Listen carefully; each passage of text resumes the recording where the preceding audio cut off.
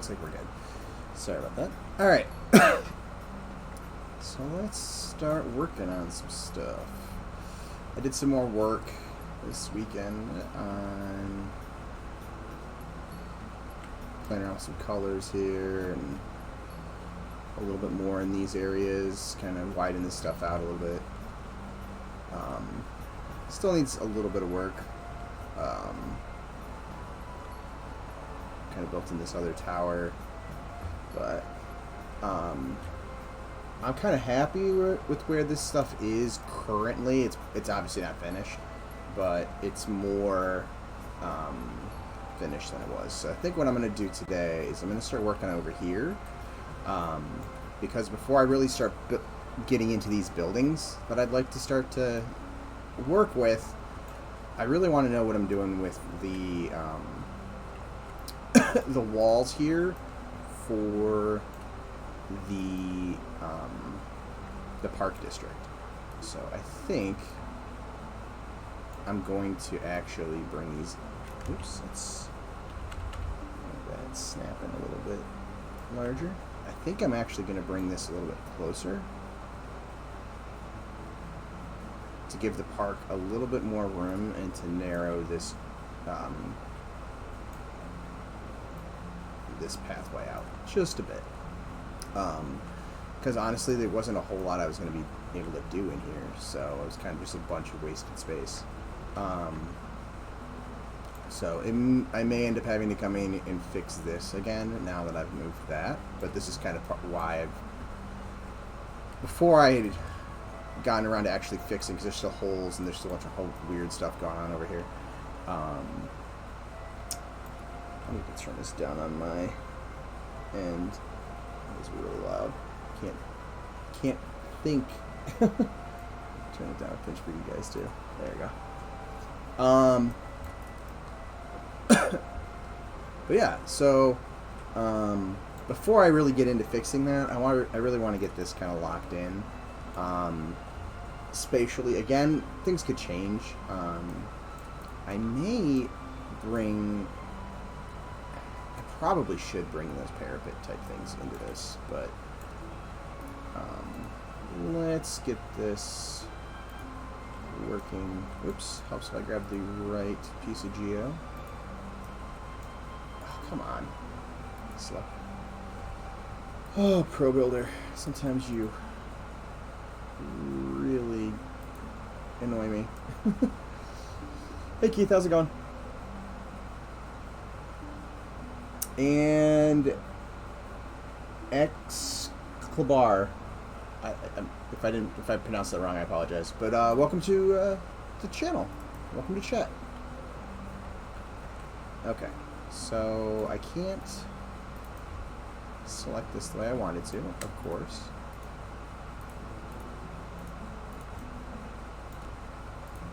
So I'm just going to grab these edges. Oh, I wonder if that is why there is a edge. I wonder if that'll fix it. Nope.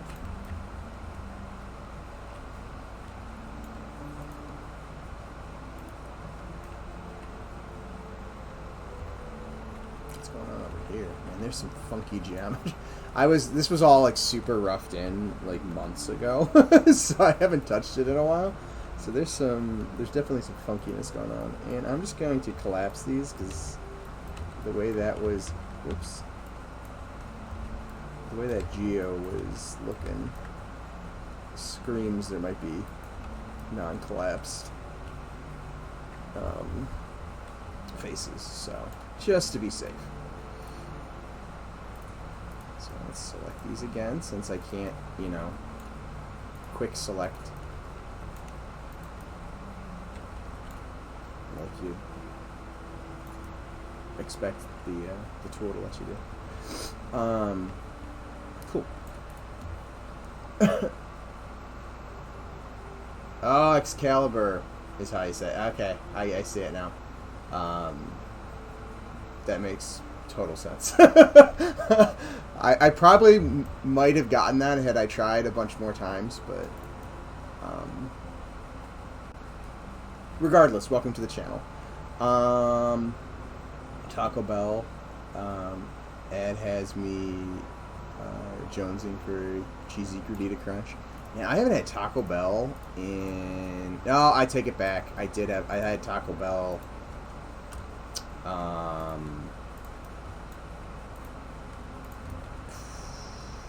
probably the beginning of spring. It's probably like 3 months ago. Because my youngest son wanted... I can't even remember what he wanted. I went on a protest from them when they got rid of the potato stuff during COVID. So that was like the first time I had been there in quite some time.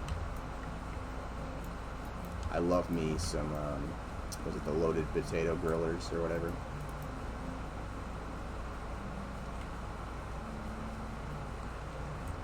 But I will admit, for the longest time, I would not eat Taco Bell because I am the biggest baby when it comes to spicy food. And yeah, I was like so afraid to try stuff, and I would only eat like one thing, and of course it was like semi-spicy. I didn't realize there was like non-spicy things on their menu. So I had a very weird palate when I was younger. I mean, I still do. I'm fairly picky when it comes to food. But I was incredibly picky when I was younger. Probably until I was about 13, 14. That was probably about where I like started to broaden my horizons in terms of food.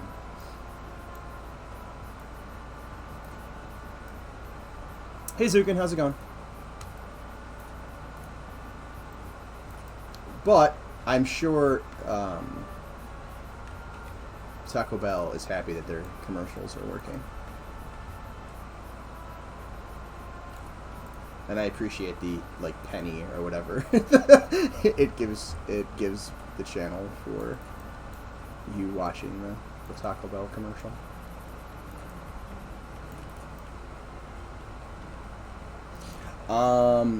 Do you ever come back to an area you haven't touched in a while and wonder what the hell you were working on? Oh yeah, I mean that was basically what just happened over there like a minute or two ago. You know, you fly around, you're like, oh wow, what like that face right there? That shouldn't be there. Honestly, not sure where it came from. Okay, now I'm sure. Apparently I merged. Yep. I didn't merge that correctly.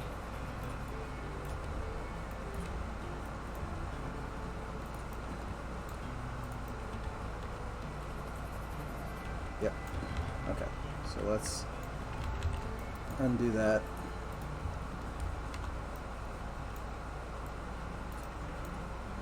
But also, this is one of those things when you're roughing in stuff real quickly. You don't take the time to actually like weld the stuff together properly sometimes.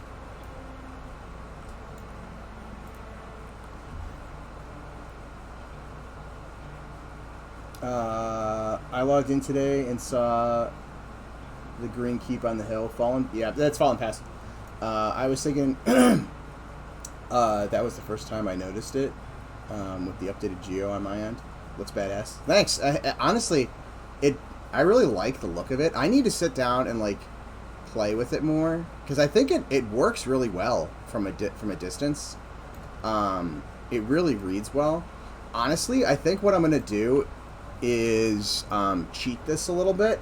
And right now I'm using green lighting to kind of get that Minas Mogul like eerie glow feeling. I might actually cheat it and do it as an emissive map and use vertex color to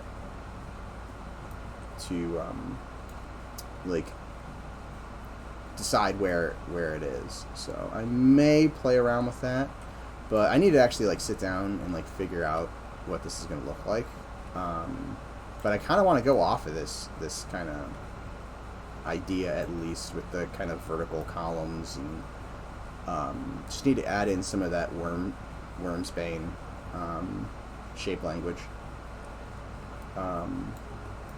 So maybe some of those spiky, like the doorway elements and stuff like that. Obviously, we're not going to be getting up super close, so I don't have to be super detailed, but just kind of bring in some of those structural elements to it. Or if Goblin does a quick concept of it as well. Okay, so back here. I think... Actually, I don't think. I know I want to...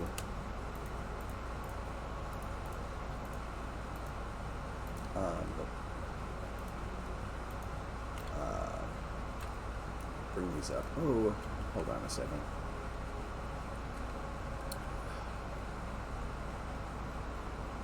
Well, that's unfortunate.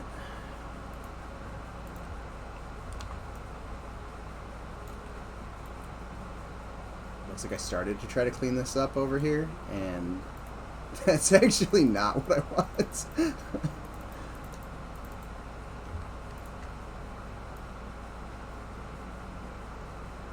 Oh, come on. Local. Oh, I'm snapped. 2 1s. Oh, and I had these still attached too. That didn't make my life any easier. Okay, so I've got my corner. I collapsed this corner down, trying to make it a little bit more efficient, apparently, and it's not what I need anymore.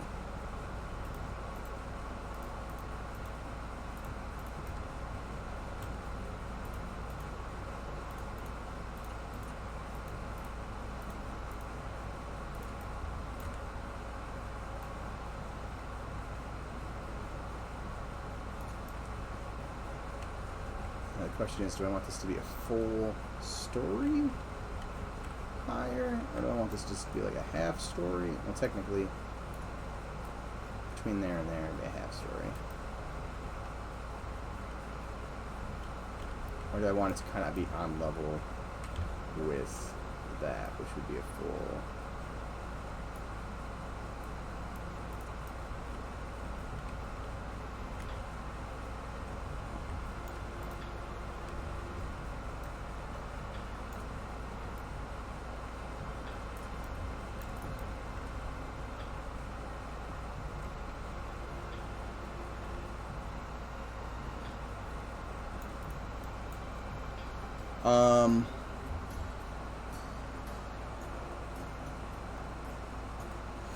That one isn't going to be a close-up because it looks, it's looking at another zone. Or do we never get close enough to get a detailed version of it? So it's mostly going to be far away. I'd open up Fallen Pass, but there's something's funky with the file. So imagine this is a big zone with like canyons and stuff in it. The file right now, something broke. I think it was when I think Sean added Twilight Isles and Fallen Pass towards the end of the cycle that we could still import the blend files. And I don't know if it was ever converted over to FBX, but I think that broke it. So I think it's trying to load the Blender file, and it can't load the Blender file anymore because of how Elite set it up.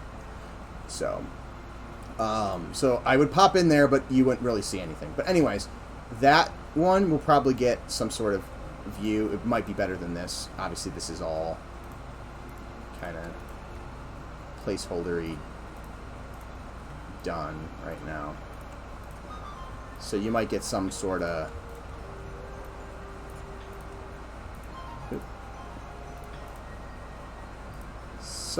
view kind of like that. Well, granted, maybe not like that, but where you're looking up at it, and then there's the zone in down here, which might look like some sort of gate structure or something like that.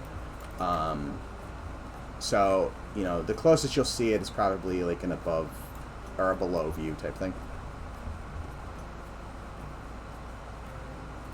For the exterior, it'll be more detailed than this, but it won't need to be as detailed as, you know, stuff like over here, because the players will never get up close to it. So it'll be more of a facade. The actual zone itself is an indoor zone.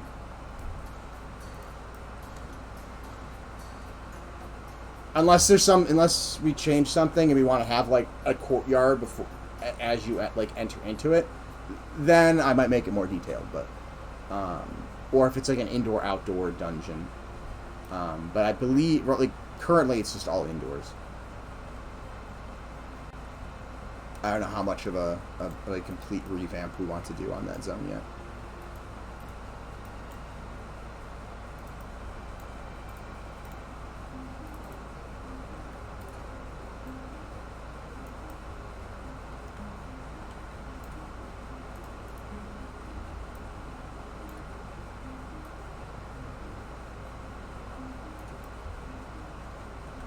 Okay, so got that. And widen those. Oh, because apparently stuff wasn't merged properly. Let's fix this. Let's just merge all of these corners just to be safe. Oops.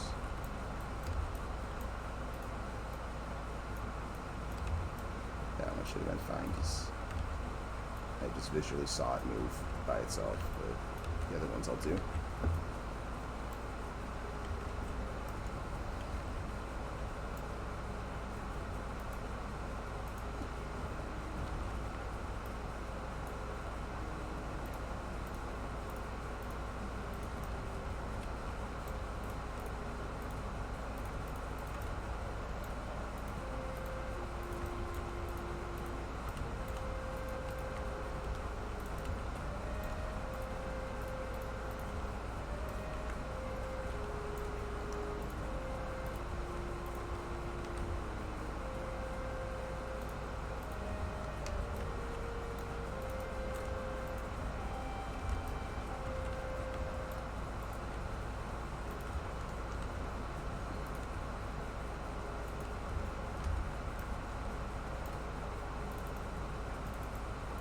Come on.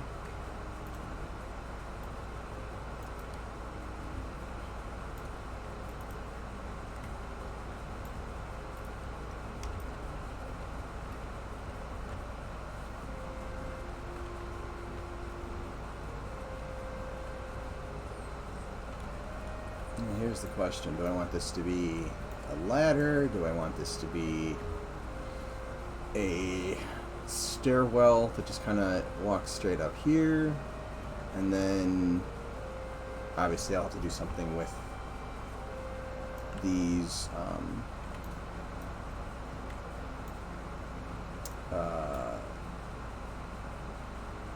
like, I want to say railings, but the kind of sides of the path, which will eventually have little, you know, turrets on them.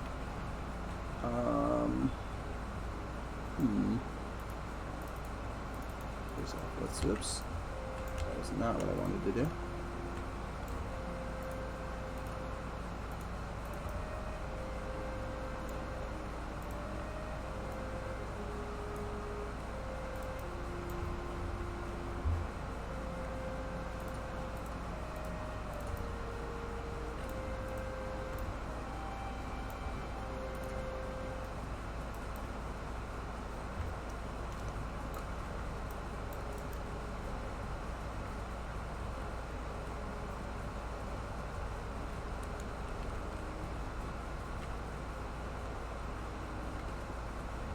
Check this stuff out from different angles, make sure I'm liking the height of everything.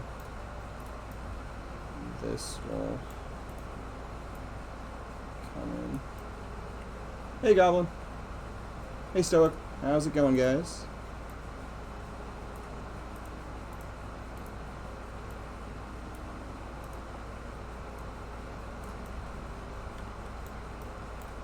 Let's look in the middle.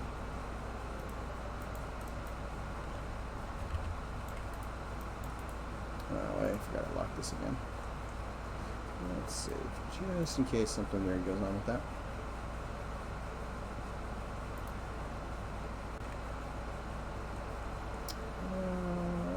Terrain.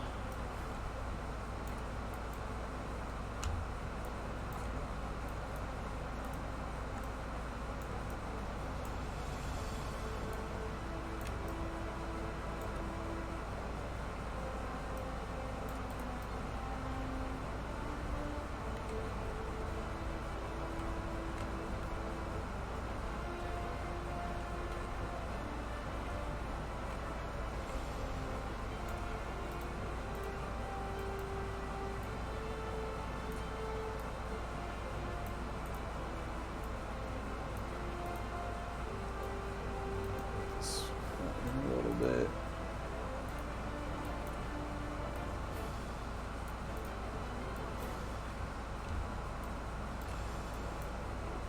Yeah, there's something so weird going on with the terrain. I need to actually sit down and figure out what's going on with it. I know I keep saying that, but I have yet to actually set the time aside to do that.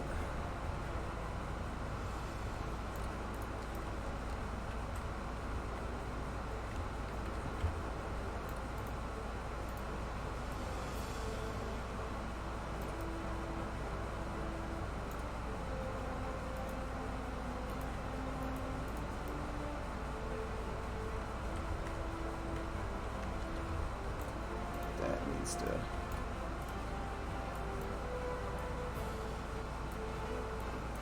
not be so far down.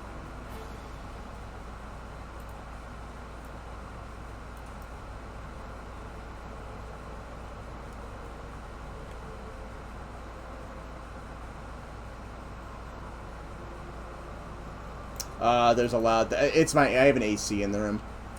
It's pretty warm here today, so I apologize. Let me try to angle the fan so it's not hitting the. I mean, it's not hitting the mic, but it'll be a little bit further away from the mic. But I at one point had the stuff noise gated, but it was causing my voice to sound weird. Everyone was complaining about, so unfortunately, it's kind of like something we're stuck with. Otherwise, I'll melt on stream. You guys might find it entertaining if I do that, but I would not. So I do apologize for that background noise. And welcome to the channel and the chat.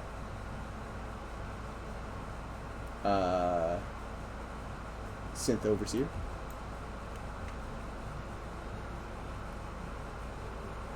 Yeah, Keith. Yeah, it's pretty humid. I've pretty much. I started the day out without having to have the AC on, but quickly, like when I started actually like using my computer, it was right around the time the humidity started peaking. And yeah, it's like, all right, I guess we're hitting the AC today. And I've basically lived in this room since then.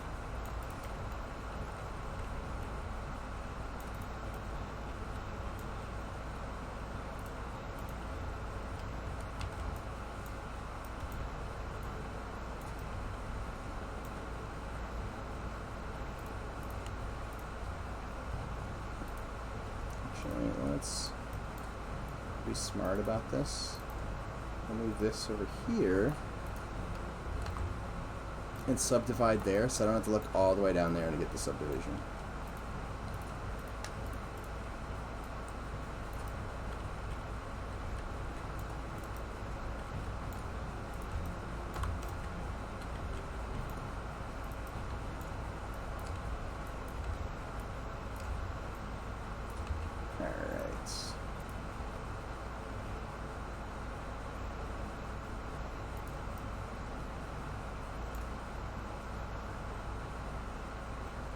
Oh, I always wear a beanie.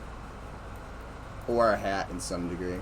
Well, actually not always. When it's warm, I usually don't. I just wear the hat.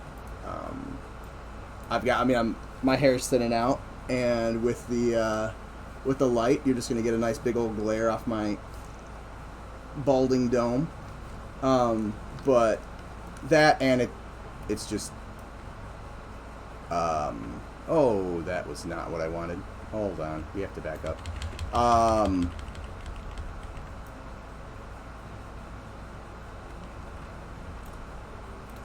Assuming I just have to remerge these.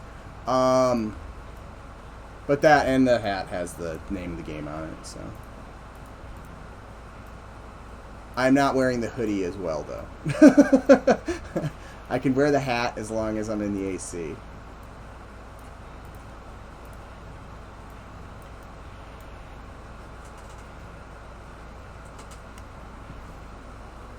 I actually did not buy a t-shirt.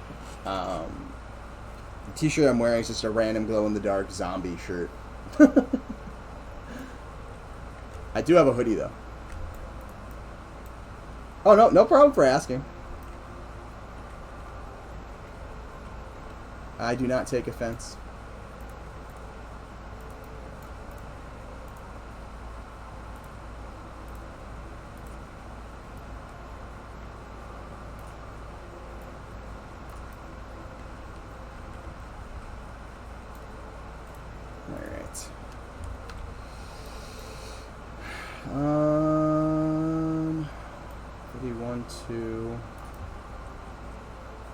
Why is this? What is going on? Oh no, it's good there. This side must be.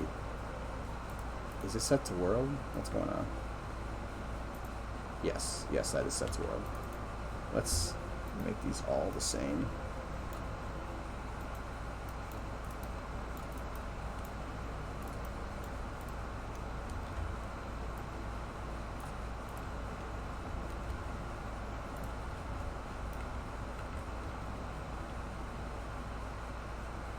Well, poop.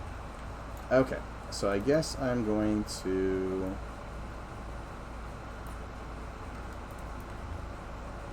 need to. Sorry, that was a really funky camera move. Try not to make you guys all sick. There we go. Which means I'm going to do the same thing on the other side.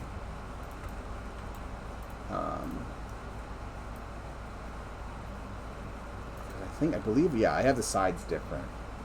Although I might... What I might just do is build up this side right here, duplicate it, and bring it over to the other side to save some time.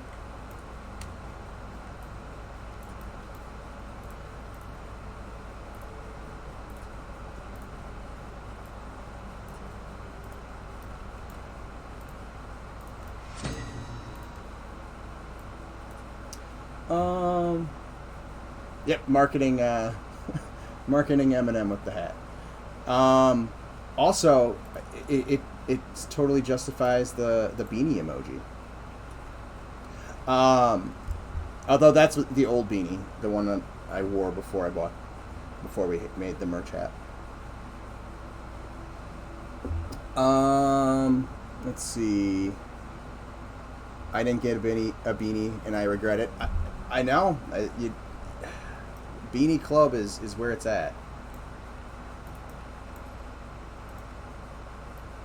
Could have joined the club, Zukin. You missed out. Not that I'm sure we won't have a beanie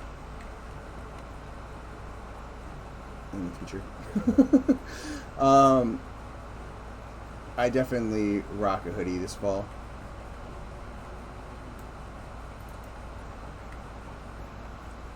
Or the fall is nigh. Fall's my favorite season by far. I am totally a hoodie and beanie and shorts kind of guy. Like, I like it where it's cold and warm, where I'm not like melting, because I have always run really warm, and basically if it's over 80, I'm not comfortable. I don't do well in the summer.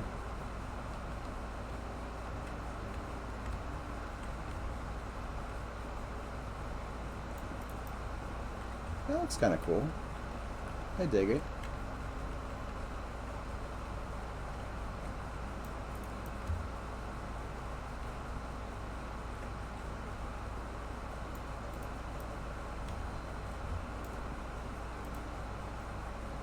Feel like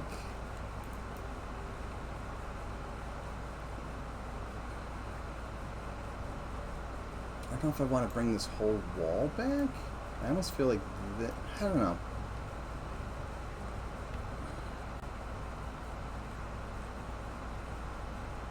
Maybe I'll leave it.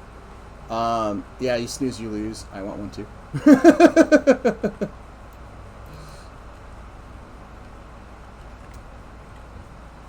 Hold on a second.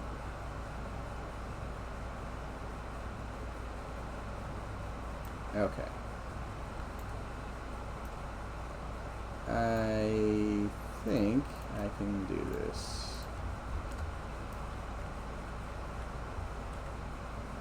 Alright, let's do that.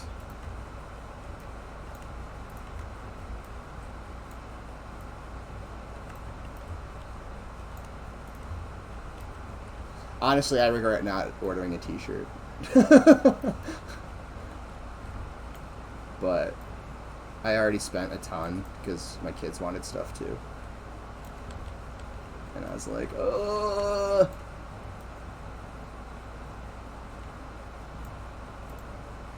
Another time.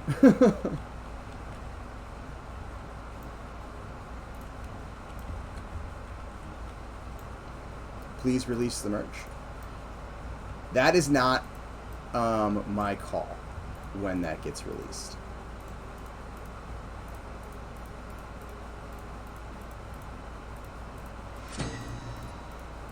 I know there was also a bunch of other merch stuff that we wanted. It was only like, kind of like a first pass for quality, or quality, or to assess quality. That's the word I was looking for. All right, you know what? I'm gonna do it this way.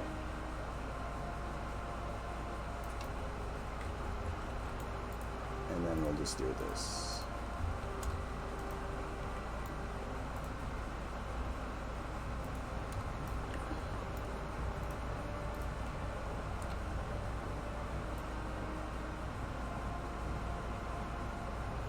Ooh.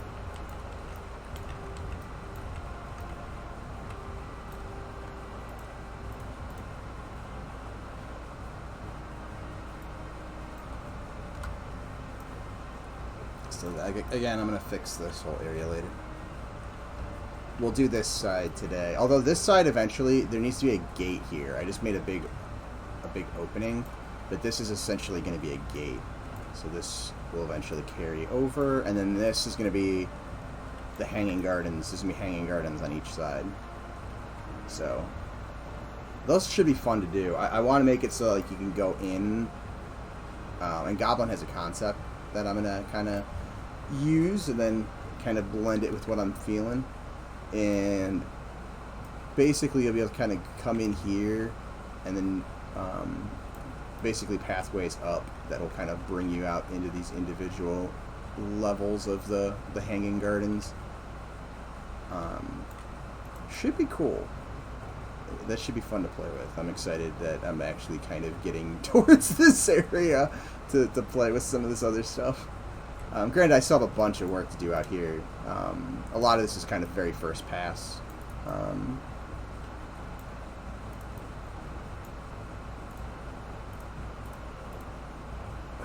on.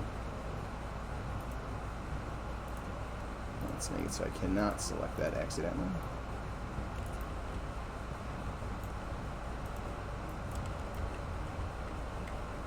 Okay, so we got that. I can now bring this back. 1, 2. 1, 2. Okay. 1.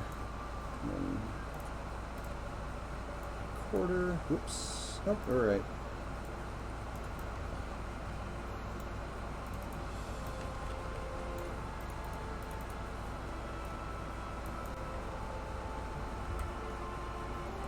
Yeah, there we go.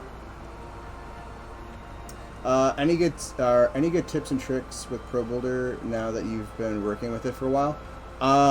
Minus the hotkeys, that's really the big things for me. Is just kind of learning those. Once I got those down, it's really just kind of a lot of the kind of modeling stuff I would do in Maya. It's just a lot slower and more constrained.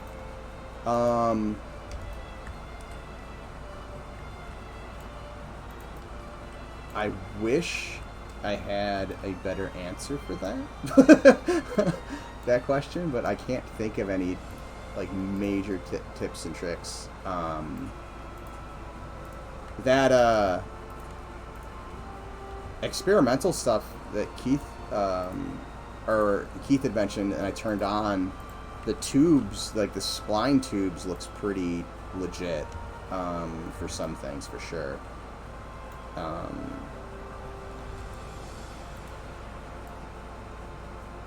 Because always modeling stuff on splines is always nice.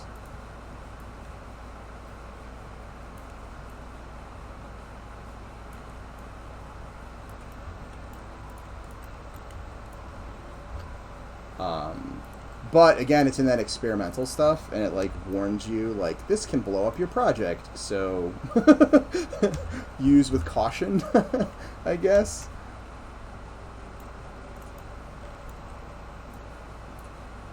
But yeah, man, the hotkeys are really the big thing for me. And just kind of, I really wish there was just an easy way to clean up stuff. That's my biggest pet peeve with the software. Do I leave that there? I don't know.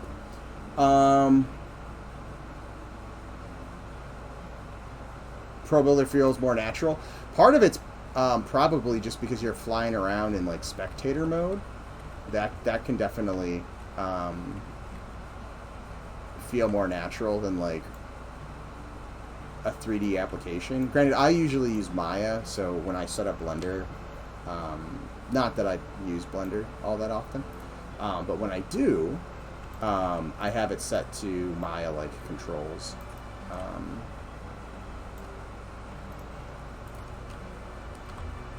Oh, come on.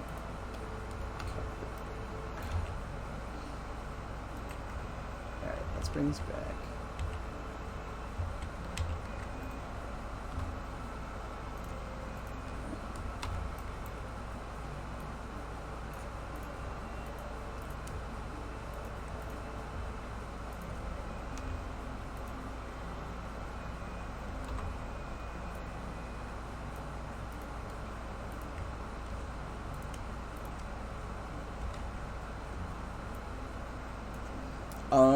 And by the way, Lightning Strips, welcome to the chat. How do you do the one where you can choose which material you use when you're extruding? So if you're extruding, it'll just go off of whatever you're using. The other one, so like if I have so obviously I have the grid material on this. If I have whatever random material, I just put a rock on there. If I select a material and move it over to the other edge and hit Alt and B to bridge, it will use whatever the first color is. So instead of bridging this way to this way, if I go from this edge to this edge, it'll be the grid. So it'll, when you're bridging, it'll bridge the first material. The material that's on the edge that you first select is your bridging material. So that is a good one. Thank you, Keith.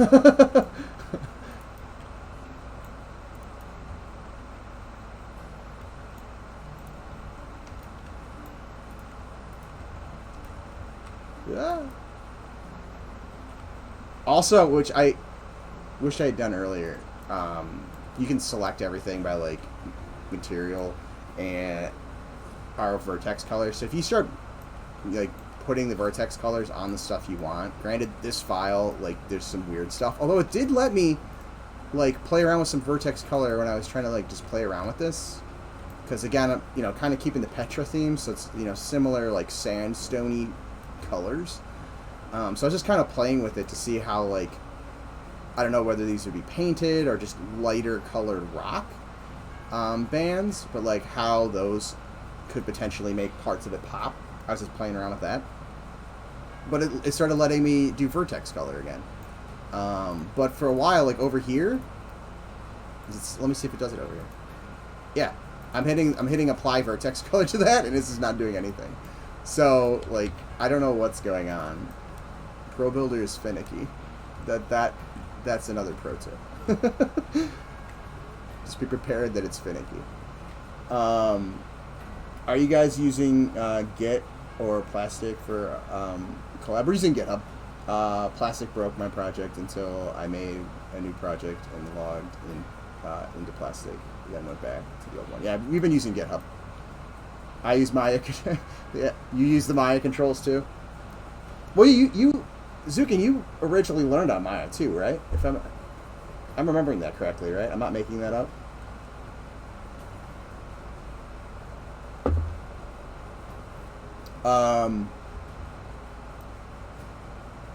What do you mean by bridging? Is that a command? Yeah. So,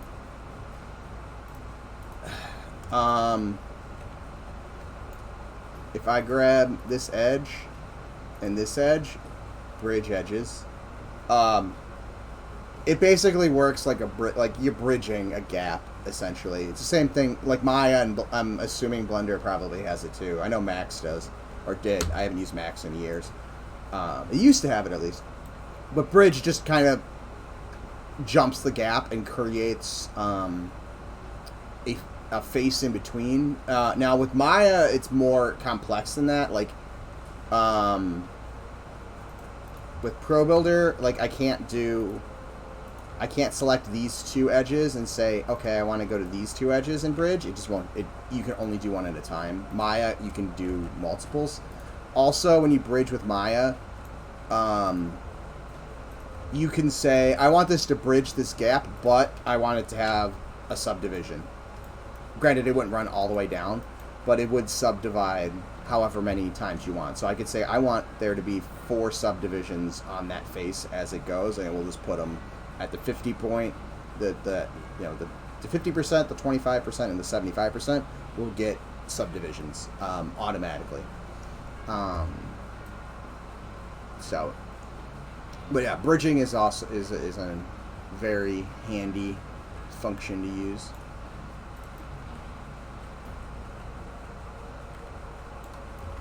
So, oh, I thought that was a hole there, because you can sit there, you can fix stuff in multiple ways. So like, if I have a hole here, and sometimes I'll do this too, where I'll just extrude it and then weld it. But you can, instead of extrude and then having to weld everything, I just hit Alt and B and it'll bridge it for you. Alright, so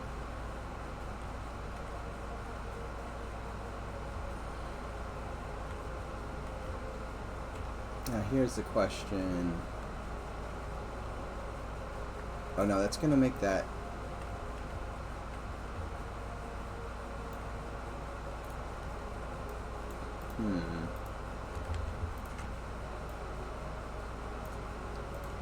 Trying to think if this geo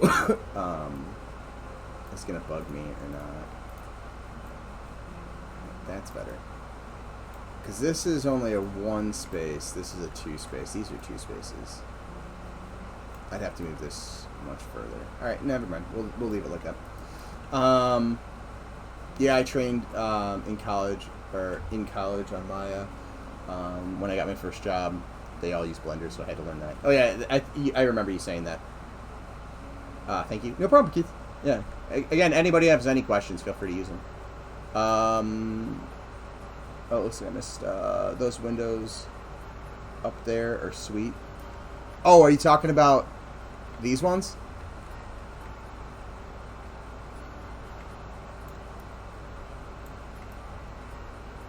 Yeah, I was trying to get kind of a nice little, a slightly different window and a slightly different doorway than we've been using for some of the other stuff, because this is supposed to be an older temple that's been here.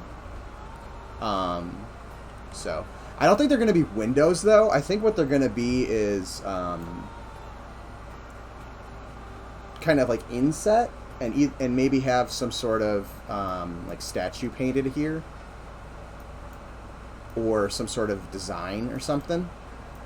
They kind of look like windows, though, and I kind of just darkened them so they'd sit back, because they flattened out really badly when it was just all this kind of red color.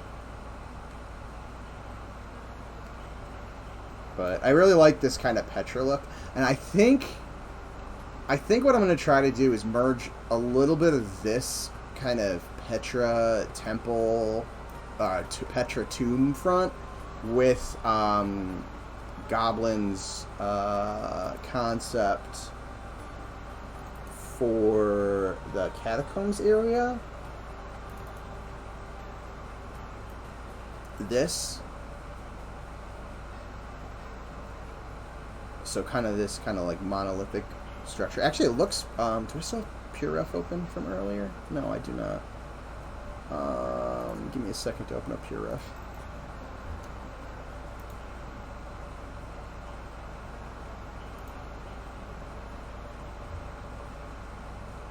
But I've been looking at a lot of like Petra reference lately. But this kind of stuff almost can kind of work for, like, this. Granted, this is a temple, and I'm actually kind of thinking of doing a smaller version of this of a temple similar to this over these little, like, really quick roughed out ones that I did that were kind of based more off of like Egyptian cult temples. Because I'm not super happy with these.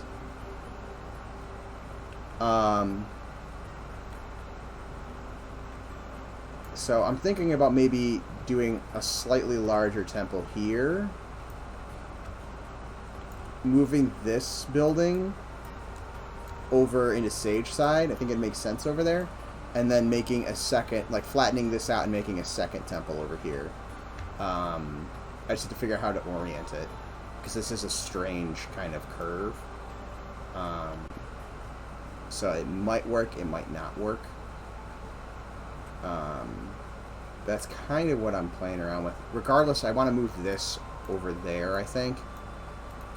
And then either this is going to be a temple area, or this will just be more sprawl buildings. But there needs to be two temples here. The only thing, I may end up shrinking this square here that we have, because it's taking up a huge footprint right now. So I'm debating that, just kind of shrinking it that way, moving it east, to open up a bigger footprint over here, because it really kind of makes this U shape, and it's fairly constricting with what I can fit in there right now. So we'll see. That's gonna be something I'll play around with probably off stream, because I'll be doing all sorts of just crazy random stuff until I kind of lock in on something I like. Okay, so I got that. Yeah, it's looking good. Awesome.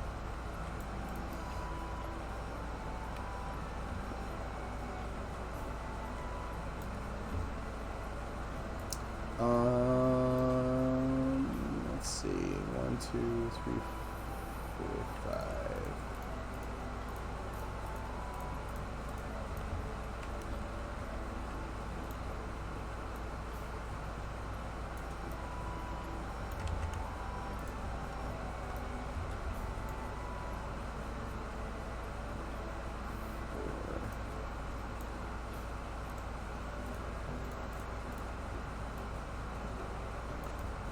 missing anything? No, okay, good.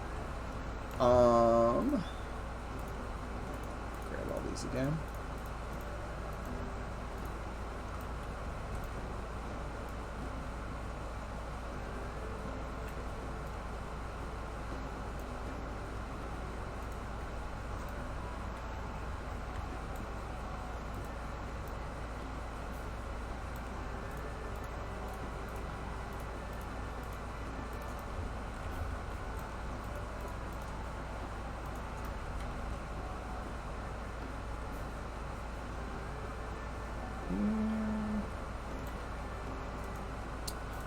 Going to need to move those again.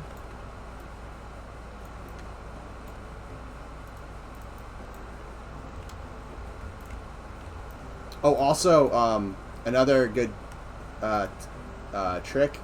If you select a face, I can select one face. If I hit Alt and G, it'll select everything that's on on the same plane. Which is super handy, actually. I wish I knew a command for Maya to do that, to be honest with you.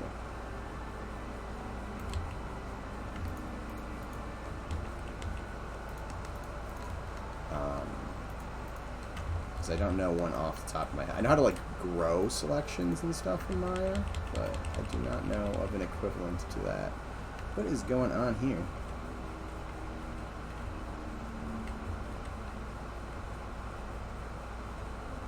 Alright, let's go back this up. There's some funky geo going on right there. Oh, I know what happened. I know what happened. Alright. I need an edge here.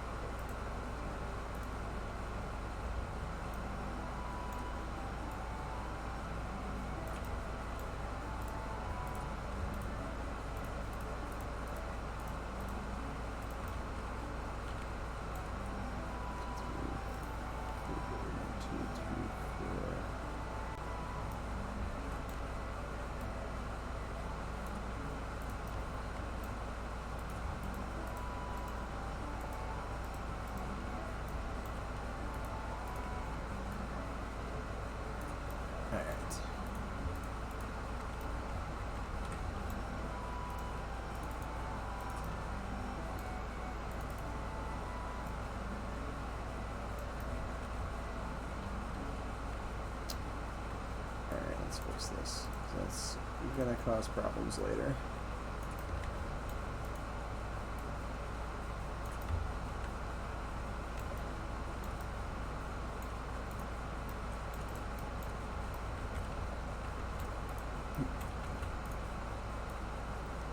Pro Builder 1 Maya was it 100 or 125 million something? I'm sure there is some way to do it in Maya that I just don't know about. Or if I just knew how to script in Mel or Python, I could just make it do that, I'm sure. But alas, I do not know Mel or Python well enough to do that.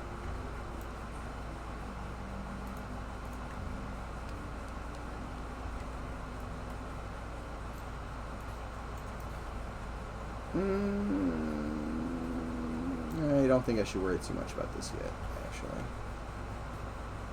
Let's bring that back down for now, because I want to do these kind of landings like that. Let's see, what was the scale I did on this? 5, 1, 2, 3, 4, 5, 6, 7, 8. 2, 3, 4, 5, 6, 7, 8, 10, 11, 12. That was a weird number to pick 13. That should be 12.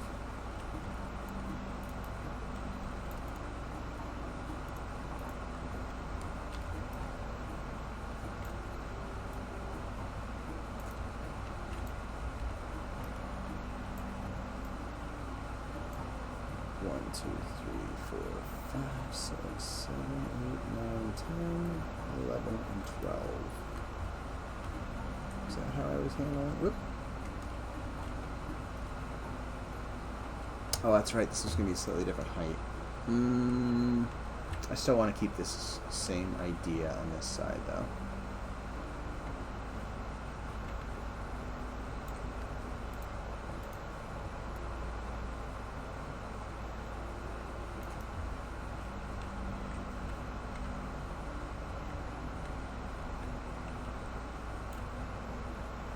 One, 2, 3, 4, 5, 6, 7, 8.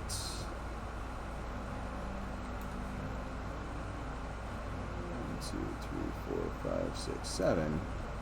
I had some real... I must have been just eyeballing that at that point.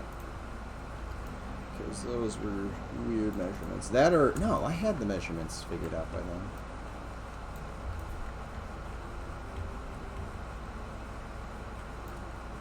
It goes back to the... Do you ever go back to stuff you did earlier and then wonder what you were doing? Right now. Happening in my head.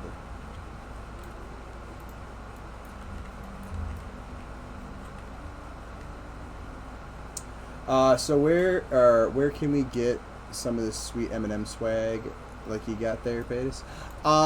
We did this as a test internally to kind of check the quality and stuff like that. We have not actually opened the merch store up to the public as of yet. The best bet to when or how to like know when we do eventually open it up to everybody would probably just be to join the mailing list, or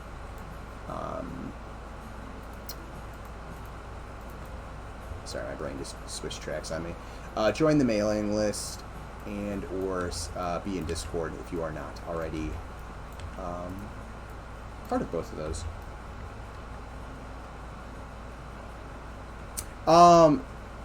So the initial stuff that we did, if you go back, Sean showed some of it on his stream. So we had t-shirts. I think we had like two, if I remember correctly, there were two different styles of t-shirts. And like they were the same, but like the actual like the cut of them was different, if I remember correctly. There were hoodies. There were two different types of beanies, which I have one of each. One of them is my son's. I don't remember if he brought it with him when he went to his mom's or not. If it's in his room, it's a disaster right now, so I'll never find it. Yeah. We had those. We had printed out cards of Goblin's concepts for the characters and the races. And I'm sure we'll have more prints of that kind of stuff as well. What else did we have? Zuka and Goblin, if you guys are in here and can remember everything that was in the store. We had coffee mugs with the logo on it. We had stickers, which I kind of regret not getting a sticker sheet. I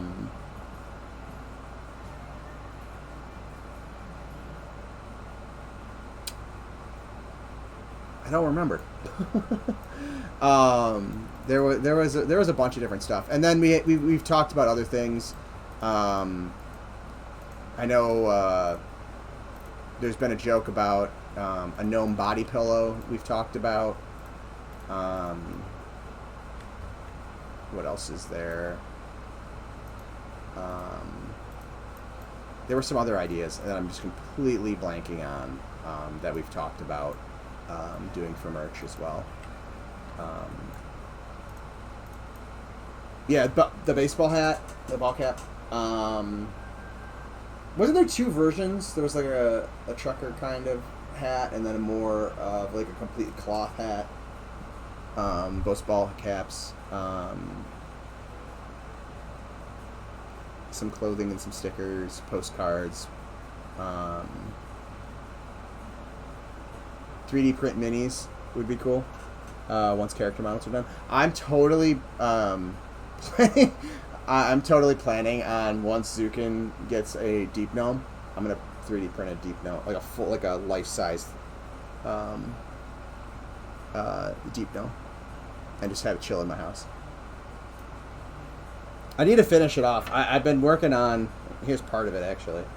A version of the Ranger. Actually, I'll go grab it real quick. It's in the other room. I'll be right back.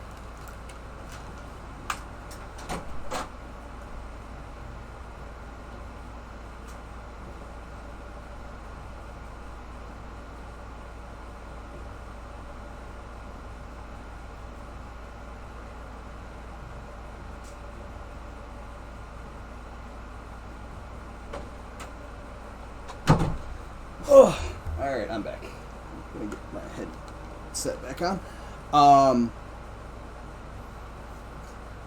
Oh, also, I totally missed the follows. So, thanks for following Synth Overseer and Alamo Borg. I completely.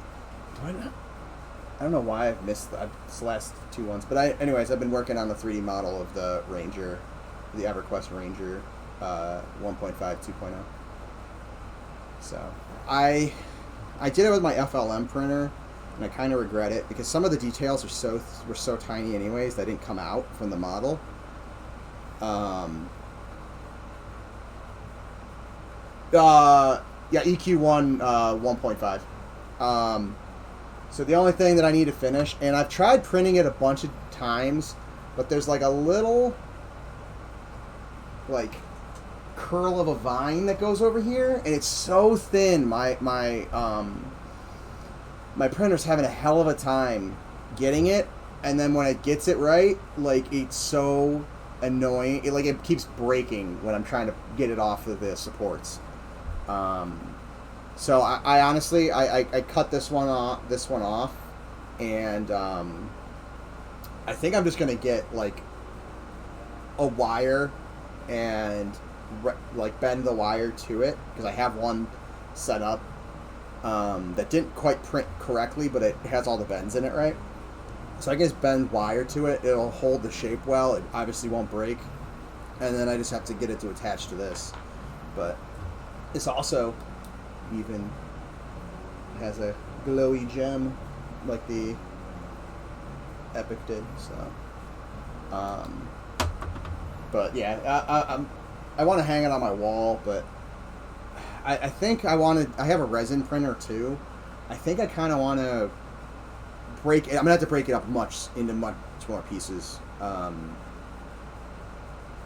Because my I'm trying to remember the size of my Charon.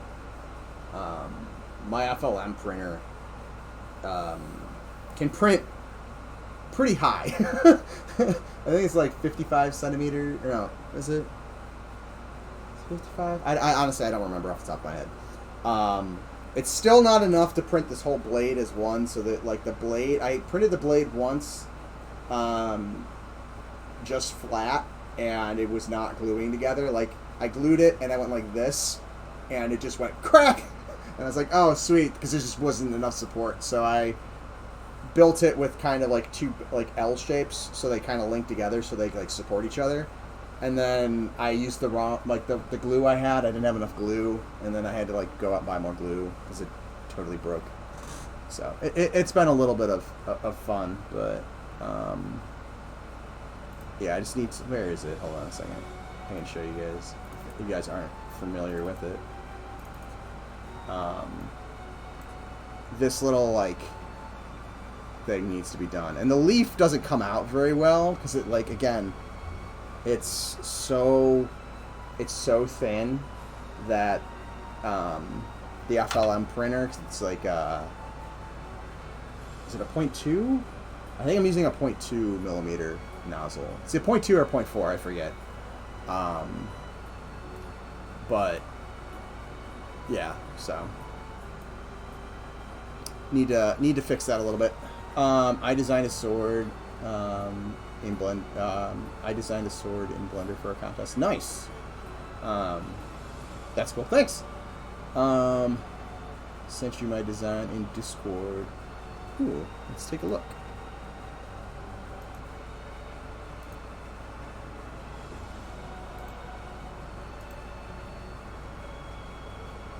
Oh, that's kind of cool. I might. What I would do is bevel the edges, how it kind of zigzags. I'd bevel it so it's just not as rigid, and I think it would work pretty well.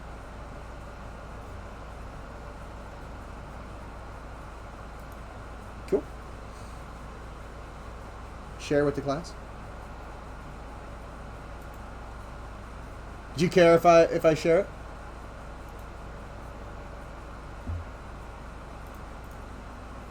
Hold on. Bring this up. I'll wait. I'll wait for permission.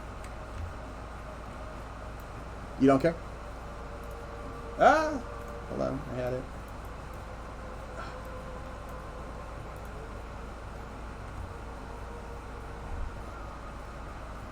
So yeah, looks pretty cool. Yeah, I would just these kind of angles. I would bevel those, and then also I'd hit the edge with a soften, so it doesn't look as segmented.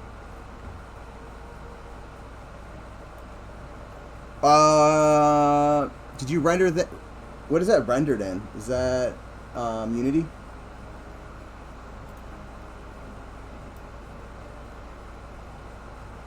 I'll give you the file, even if you want to modify it. Make it for your own game. Oh, nice.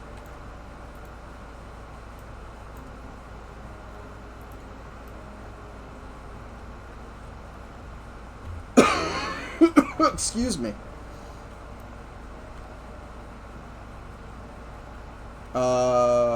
Would that be a two-hander or a one-hander? By looking at the sword, I believe that type of sword is a two-hander. And I cannot pronounce that type of sword. Hey, Essinger, how's it going?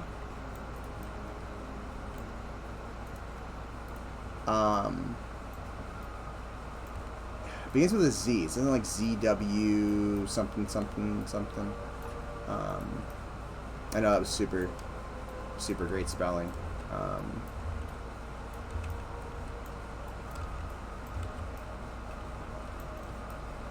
But I believe that, aren't they? I want to say they're cavalry swords. Yes, that's it. However you pronounce that word, that's the word. That's the one I had in my head. I have no idea how to pronounce the beginning of it. Zweihander? I struggle enough with English. Flameburge.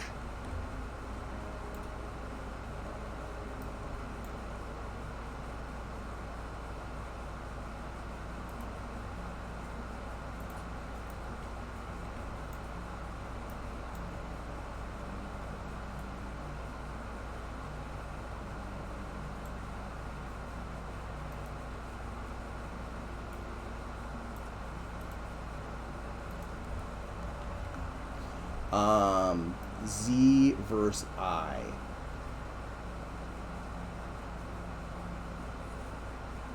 ZI is German for two.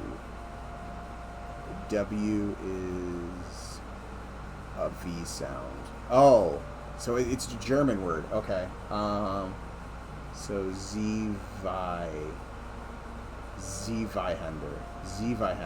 Oh, okay. Am I saying that right? Zweihander? Because I legit had never actually heard that word pronounced. And it's starting to make a little bit more sense if that is how that is pronounced. With all that back. See, this is the stuff that helps me actually learn to read.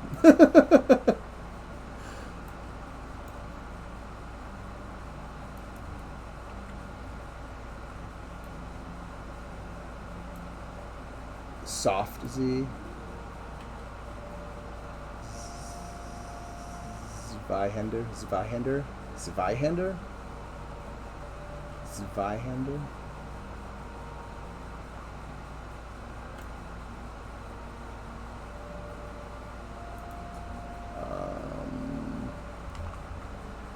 Oops. No, that one's 3. This one would be 12. Oops, that's not what I wanted. See, this is one other thing I love about... Oh, I'm in... You know what? No, I'm in local. I'm in local. This is Z. I put in X, and it went... oh, never mind. That was totally my bad. There we go. That's what I was looking for.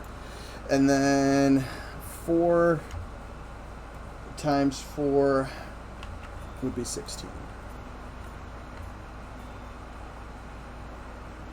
Those don't go up high enough.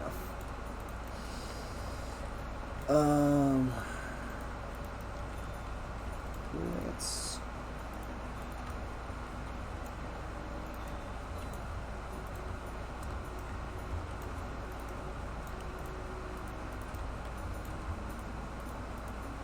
play with this one side first.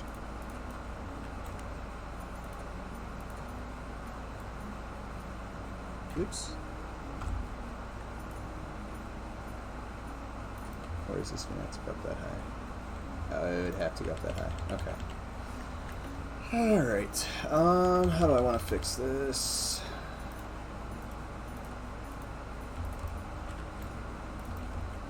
Putting a stairwell in first would have made more sense.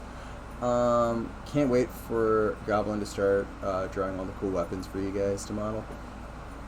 Yeah, actually, I was mentioning, I don't know if you guys were on his stream last night. I hopped in for a little bit, and then was lurking, and then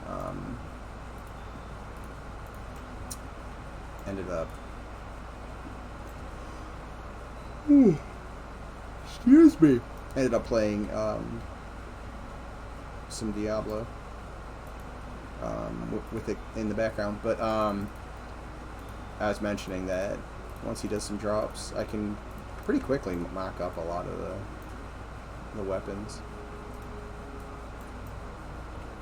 We actually have some extra, we have like mining picks and shovels and stuff that we can equip. I just don't think they've actually been hooked up to data. I made the prefabs for them, but I don't know how to hook them up to the data. And I know they had been requested by Nick, but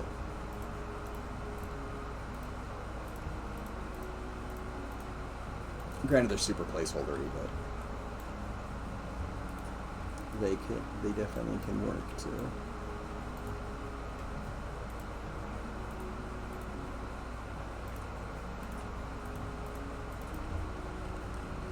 All right.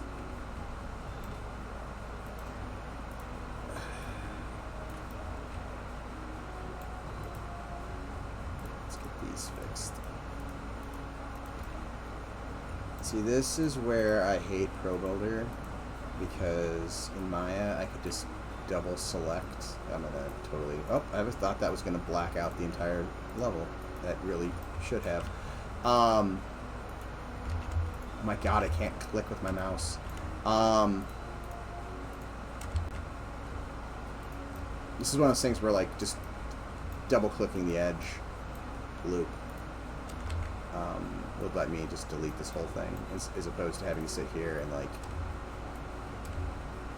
merge and all of this extra work. I would have been done like minutes ago.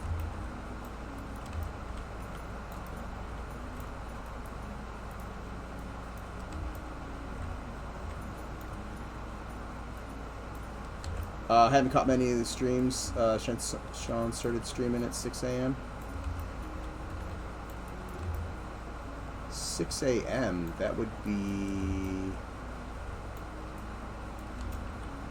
2 hours ahead of me. So you're like Greenland? Iceland, somewhere around there? I'm totally just guessing. Or no, no. Could be like Brazil, I guess, too.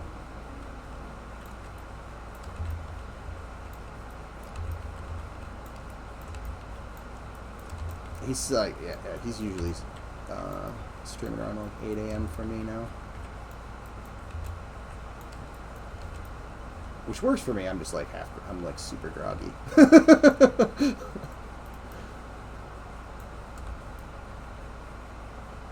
Middle of the U.S. 6 a.m. Oh, I'm going the wrong direction. I'm going the wrong direction.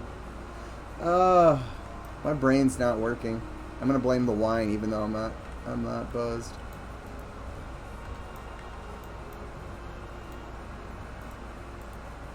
Yeah, I'm adding when I should be subtracting time.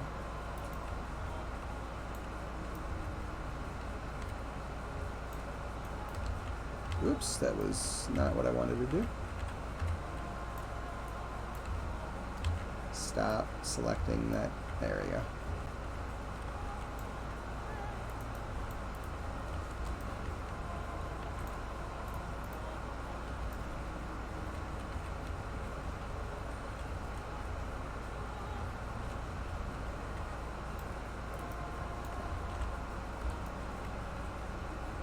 Okay. That is better.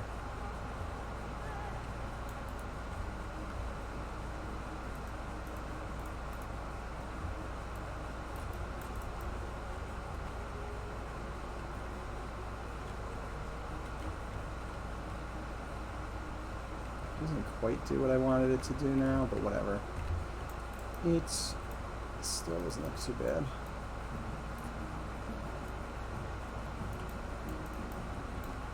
And then I'll have to do the same thing down here.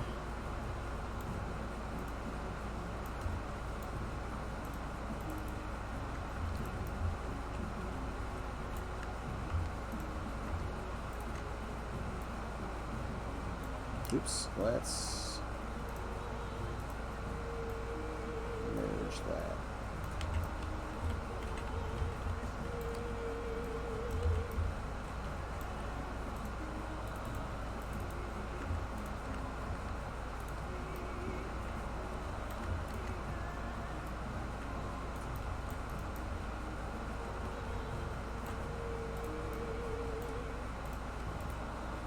Okay, so this is another one.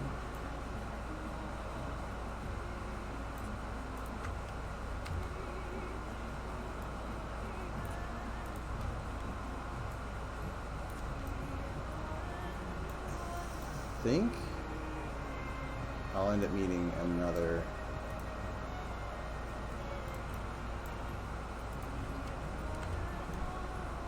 edge. So that's going to go up to there. To these.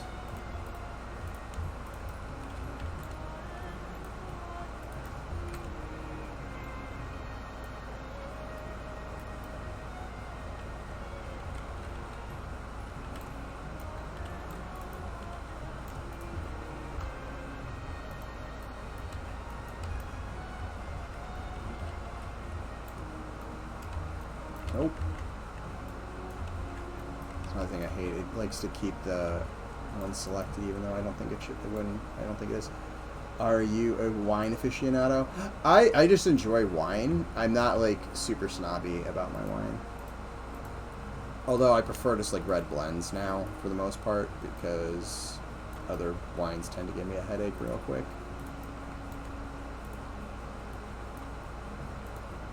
I'm also a fan of mead, but I do not have any mead currently, unfortunately.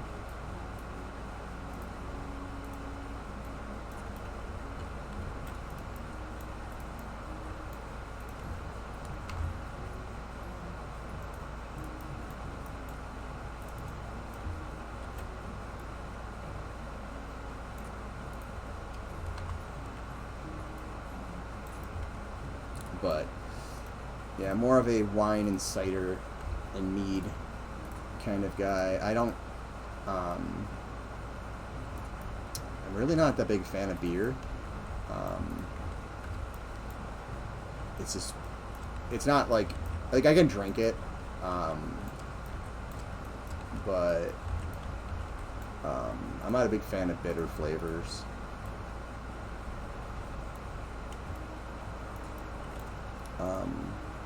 like coffee. No matter, like, I can get like coffee that people are like, it's so sweet, you can't taste anything, and all I taste is like bitter coffee. I'm like, yeah, this is gross.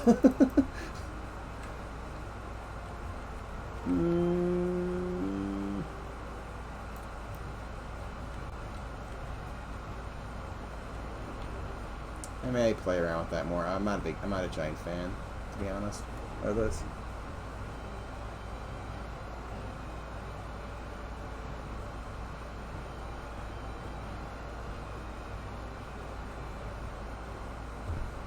It works. I have the same type of thing going on over here.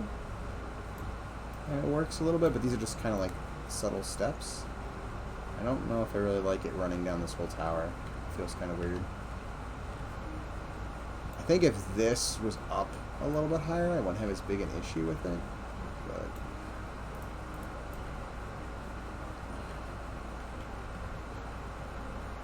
I don't know. I'll play with it a little bit more and see. But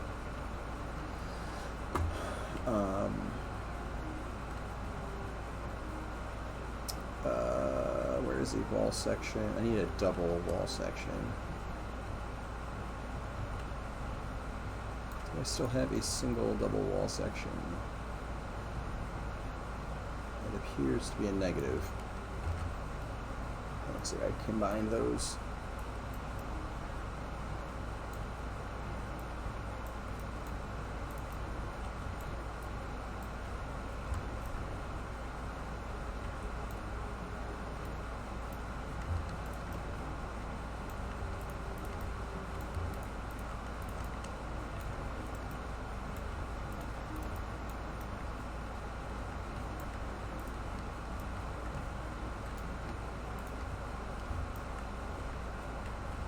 Oh yeah, this is where I use that right here. I had this here.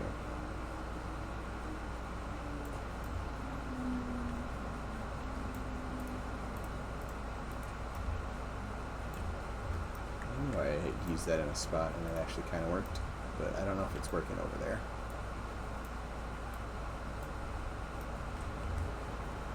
Let's not put that in the inn.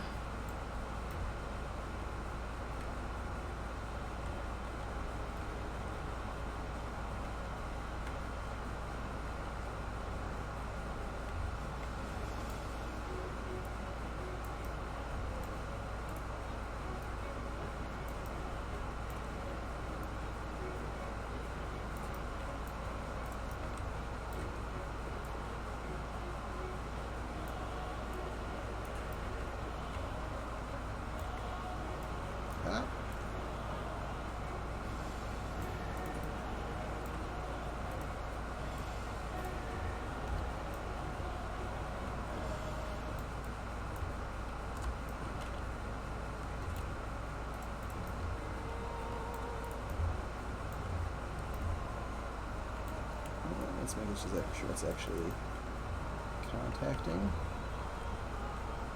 that one properly. Hey John, how's it going? Oop, I should probably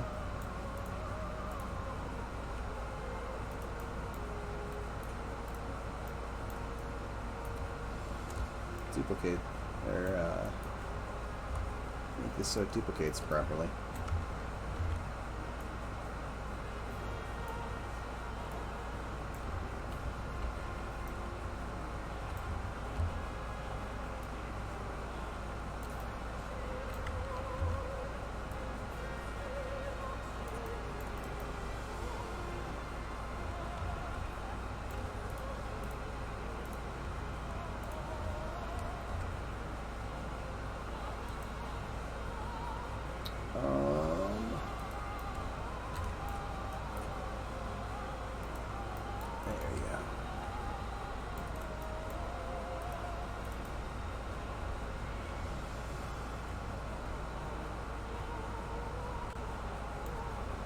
Doing good. Same here. Yeah, I'm doing pretty good today. Just a little warm, kind of humid today, but other than that, I am doing pretty well. Glad you are as well. What? Something going in my eye.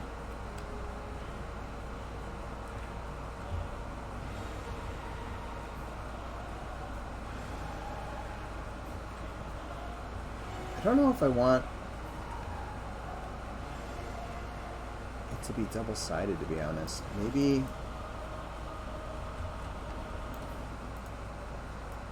I'll try...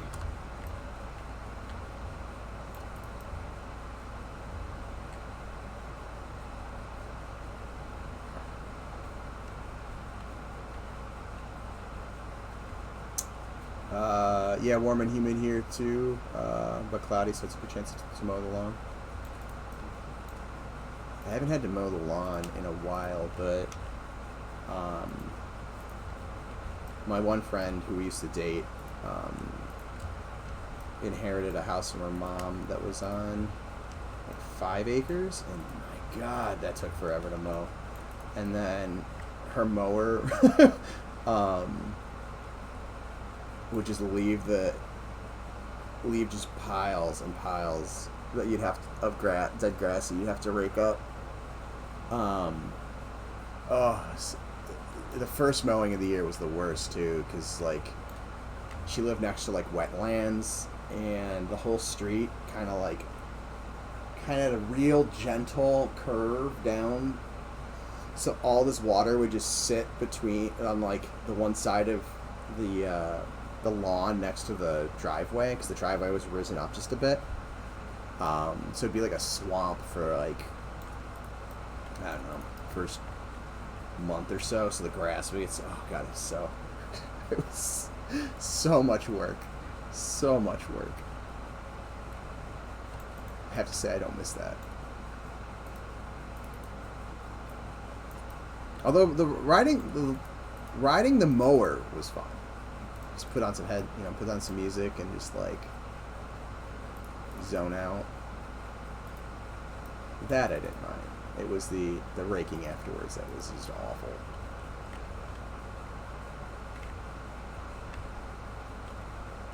Alright. I'm gonna save one of those down there, and I'm gonna duplicate this. I want to see what this looks like without.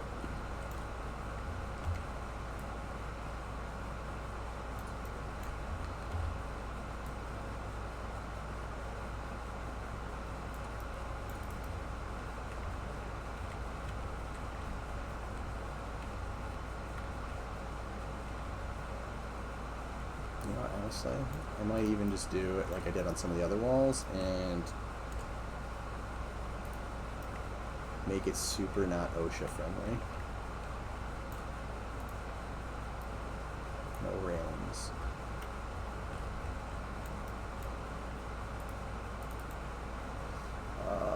You don't need to select hole? Yes, but not like I want to.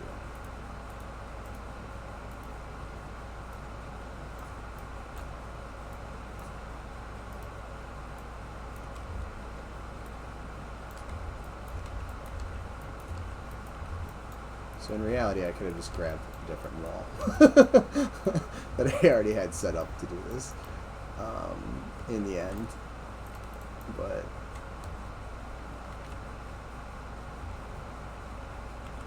I think I'm going to leave it like this for now. I may bring back the wall. I might not. We'll see. To be determined.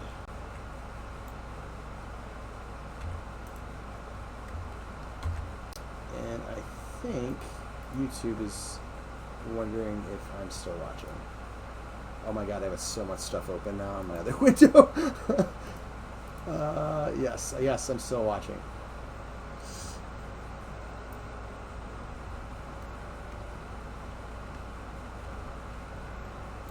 Hey Norden, how's it going?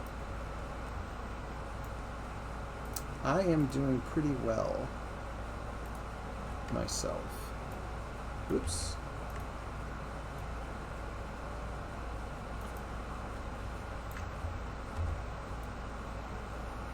Actually, probably is a good idea to save. It's been a little bit since I have.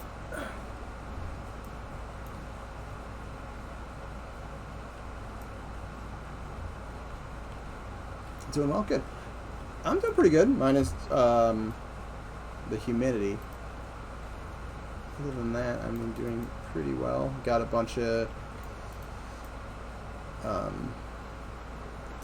some prep work done today for the upcoming semester. I still got a ton of prep work to do, but I was tracking down tutorials and stuff like that for the new class I'm teaching.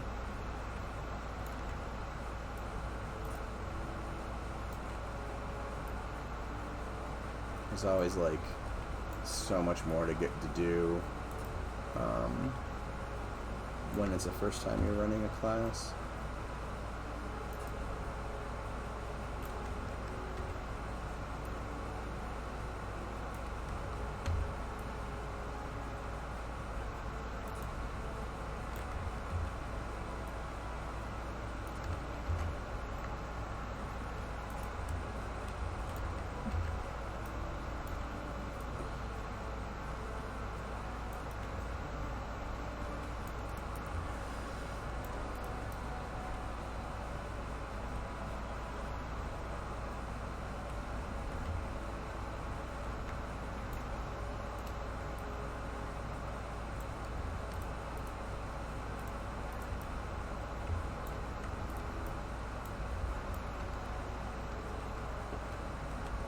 I'm going to leave this over here now because I'm not working on this gate yet, but I'm going to have to figure out how this gate is going to work. Because this gate goes towards the necropolis. But I think, like I was mentioning this earlier, I think I want to bring in some of this style stuff and bring it and kind of merge it in with Goblin's concept from here. Whoops. So kind of like an in-between of those, because this kind of already feels a little bit, you know, like some of, where is it? Some of like these type of, granted these are rounded columns, which you can see like the bases of, and like there's a couple collapsed ones over there. But I think I can merge those to kind of look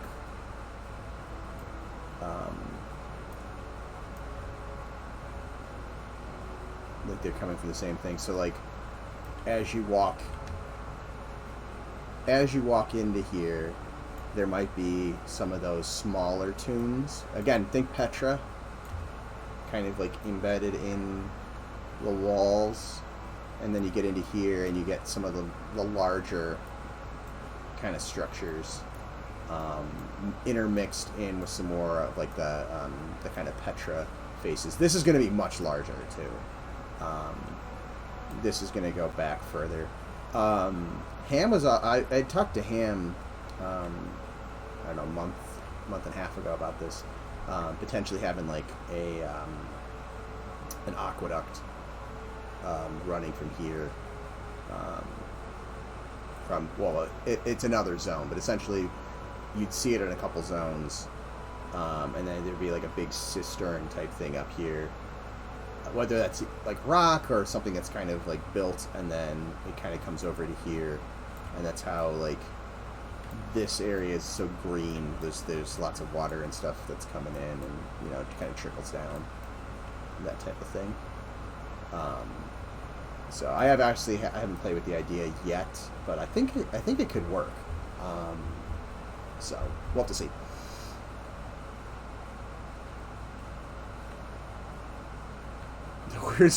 The word semester triggers my PSD from the college days. Yeah, I hear you.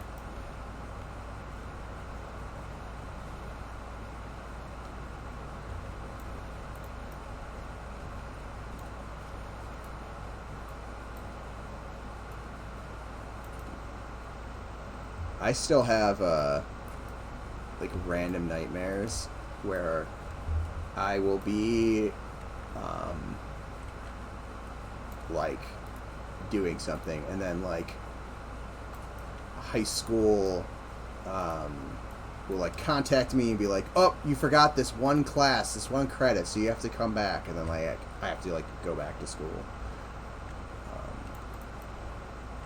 So I'm sure that's some sort of like school-based, schedule-based PTSD at play.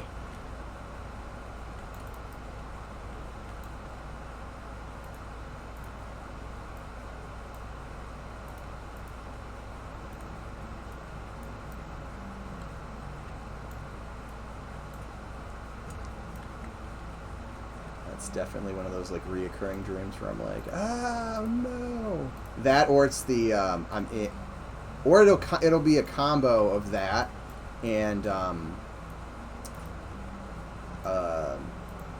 going through like the high school. Oh come on, I hate when Probuller does this. Going through my high school and like trying to remember my schedule. Because I remember like constantly worrying about that like the first week or two until I had to like memorize. Imposter syndrome of the worst level. Yeah, exactly.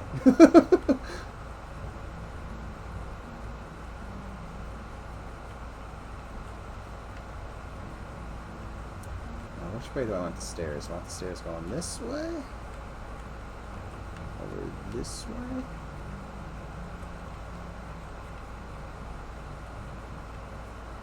Look at me being a full dough. Hold on there. Yeah, exactly. That's the exact dream.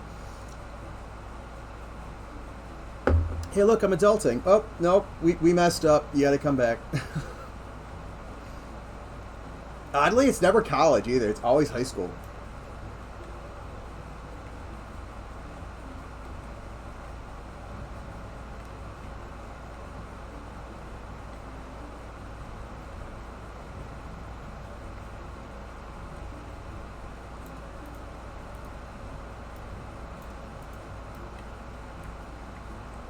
So I'm gonna merge these. This little flashing thing here happens sometimes when they're like not merged perfectly. So I'm just going to connect these because I think this is what I want, and then I can just go from there. So we'll do that real quick because that's gonna drive me crazy seeing that flickering.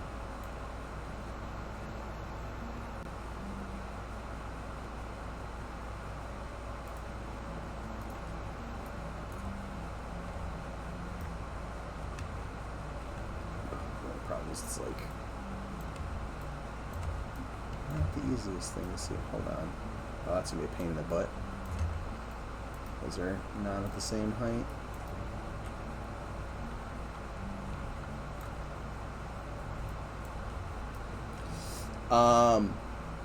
Yeah, I'm working full time and taking night classes for my master's, and I'm older than some professors. The word semester takes a different meaning now. I've had students before that were older than me, for sure.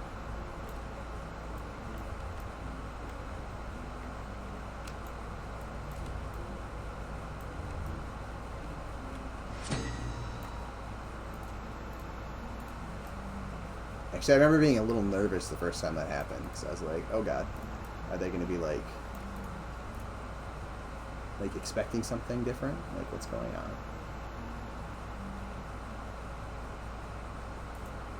But they were pretty cool. Actually, I've never had any issues with students that were older than me.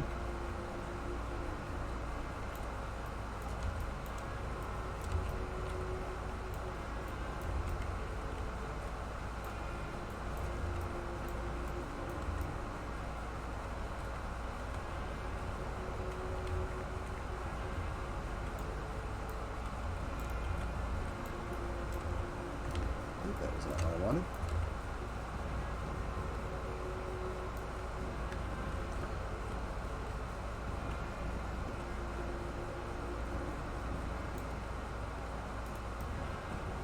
Your credit score is outstanding.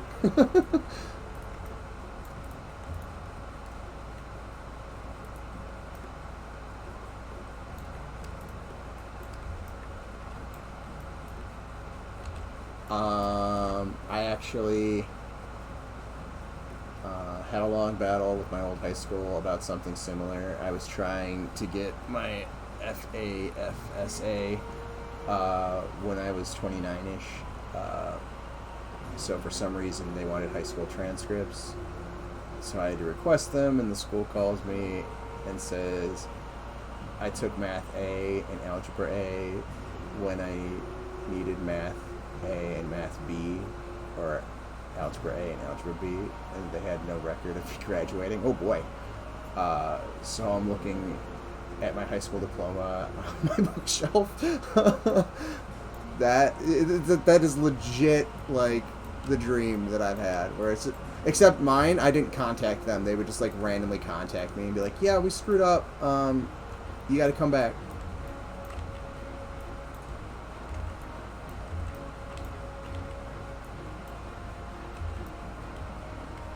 Oddly enough, though, again, college, I never have that dream about college. I actually think once or twice had it about, like, grade school.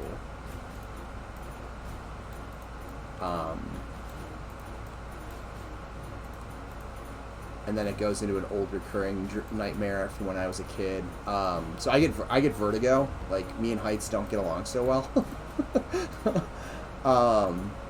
Although I get, like, I get vertigo in, like, the weirdest situations. It's really all, like, man-made structures that trigger my vertigo.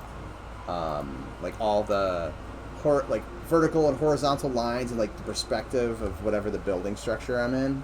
I lose the horizon and it does not go well. That, or, like, I'll feel the building swaying and that makes me feel like I'm gonna fall. And I mean, I talked about this on my last stream. Like, I used to skateboard and snowboard all the time, so it's not like I'm, like, horribly balanced.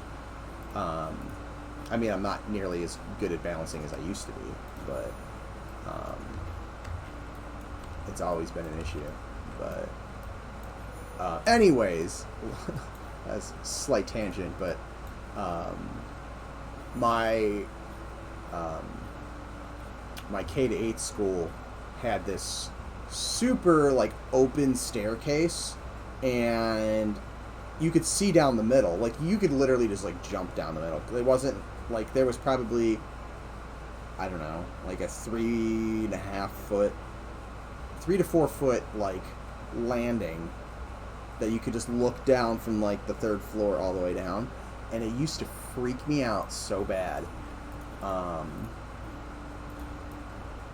never had, like, a panic attack or anything, but, like, I was always, like, super hesitant. And then there was, like, it was the 2nd or the 3rd stair from the top, where the step, like, met the wall. There was, like, a gap, and you could, like, see the light from the floor below. And I would always, like, try not to step on that. But anyways, I've had so many recurring nightmares over the years about having to go up and down that stairwell. Except it's, like, some crazy, like, video game thing where, like, I'm going, like, everybody else in the class is just, like, walking up it normally, and they're like, come on, hey, like, come on, you can do it. And it's, like, you know, like, an obstacle course of, like, hell, and there's, like, swinging stuff, and, like, steps are falling out from under me. And then I get there and I have to go to class. So it's always a fun one. I haven't had that one in a while, but now that I just talked about it, I guarantee you that'll be my dream tonight. I'll get called back to high school, and then they'll be like, nope, actually you have to go back to grade school, and then I'll have to go up that stairwell.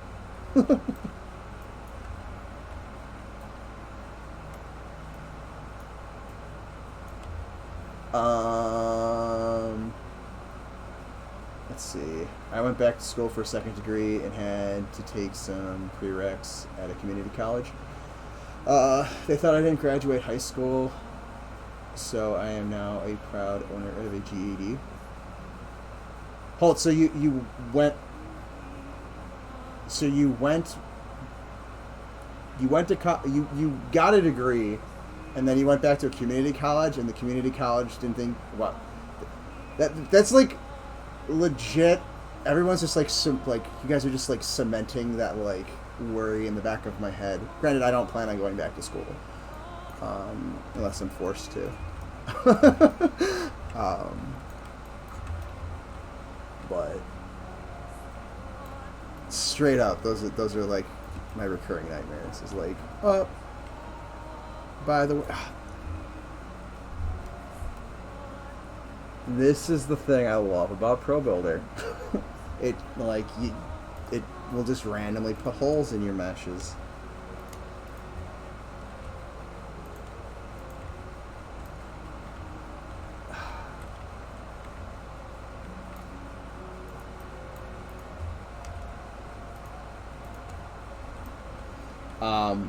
I always hated open staircase. Yeah, same here. Oh my gosh, this really.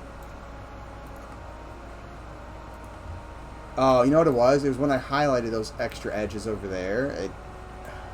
So annoying. I should have double checked. That was my fault, but excuse me. Honestly, it shouldn't do that. I shouldn't have to check.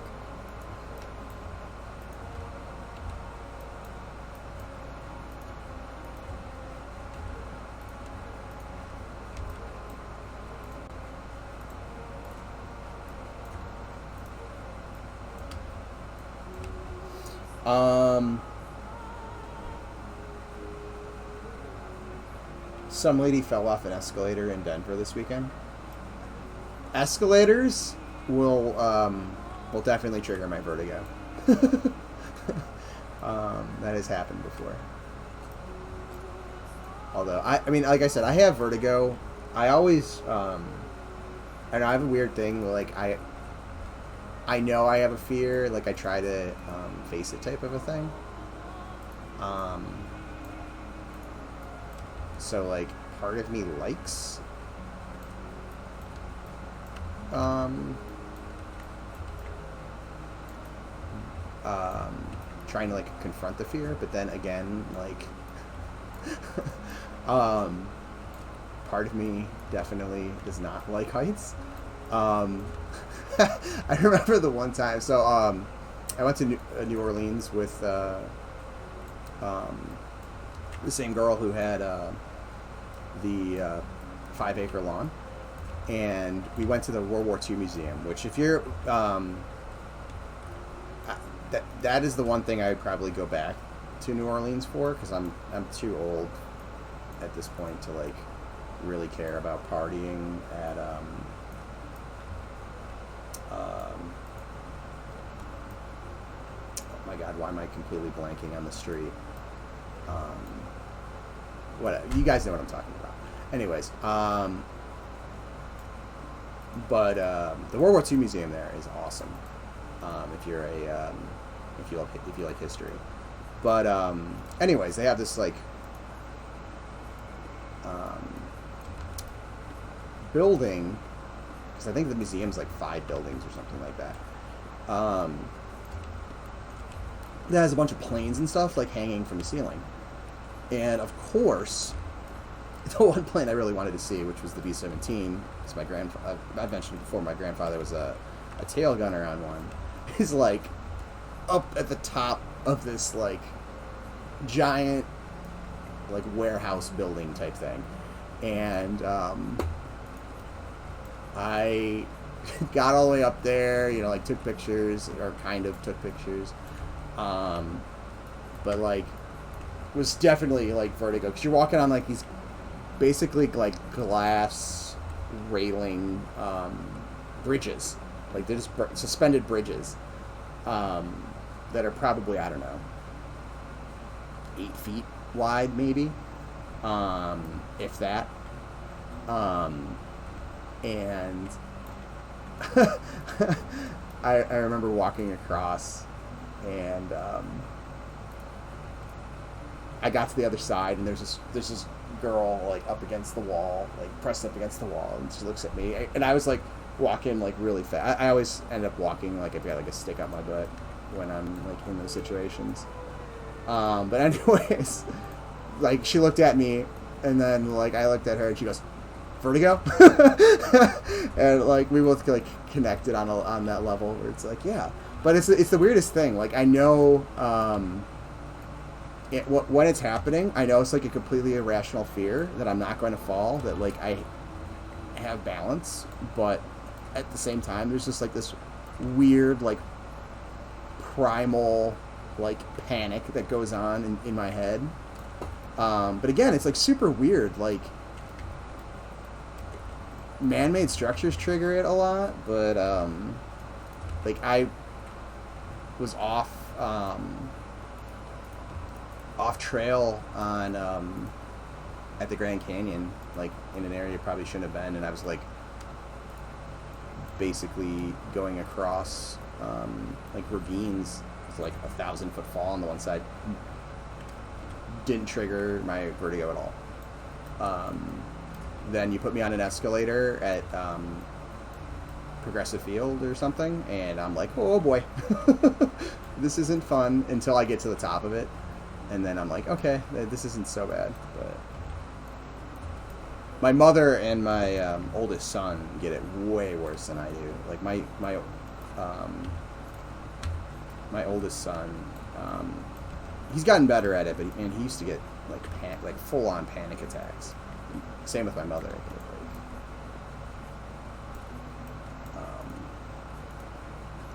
I don't know. It's crazy, like how everyone has like those like primal fears that I'm sure are somehow like passed down.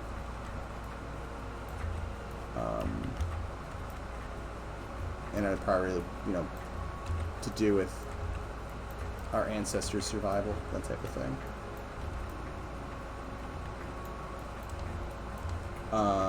Let's see. I haven't been paying attention to the chat. The industrial metal ones with the see-through stairs. I don't know if I've ever been on one with see-through stairs, but that straight up would freak me the hell out. Just the normal ones, like when you're in like a sports stadium and it's like really long and it's not, there's nothing under you. Like that freaks me out. And part of it again comes down to there's a lot of, like, especially in like stadiums, there's lots of like exposed girders and stuff. And they're, you know, going at all these different angles because usually it's like a rounded building or an oval shaped building of some kind, like an arena. And my brain, I can't see a horizon. I lose the horizon, and my brain just goes, I don't know where up is. And I'm like, oh God, this is horrible.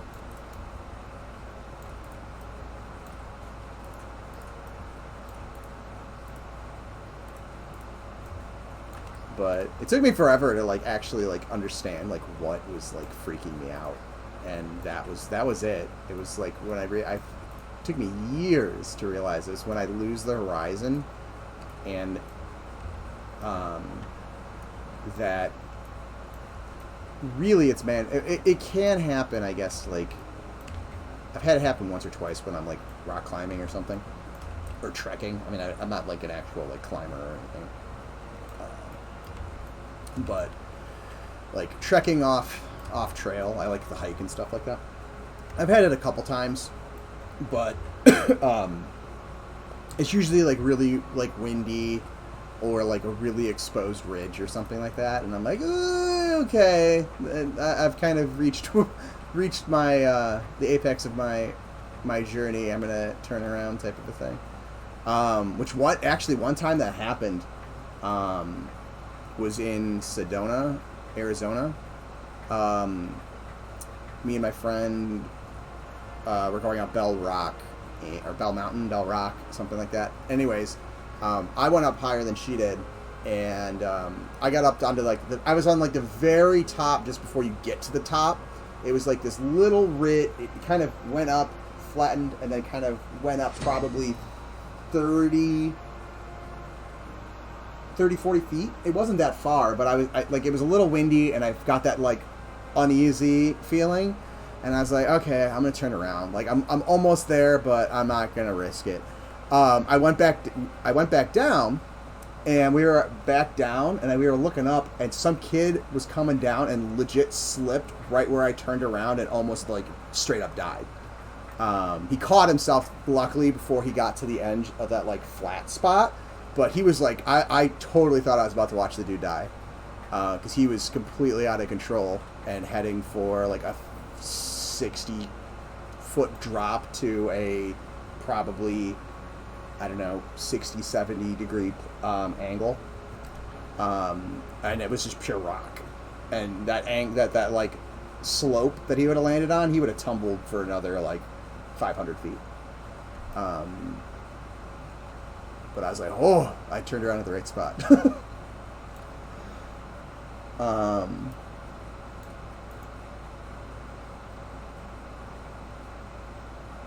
For that sucker. I remember taking a tour of a power plant when I was younger, and the floors were open grates, 3 or 4 levels of it. I hated every moment. Yeah, I don't do grates very well. Sewers freak me the hell out, but I have like legit PTSD from that because I fell into a sewer.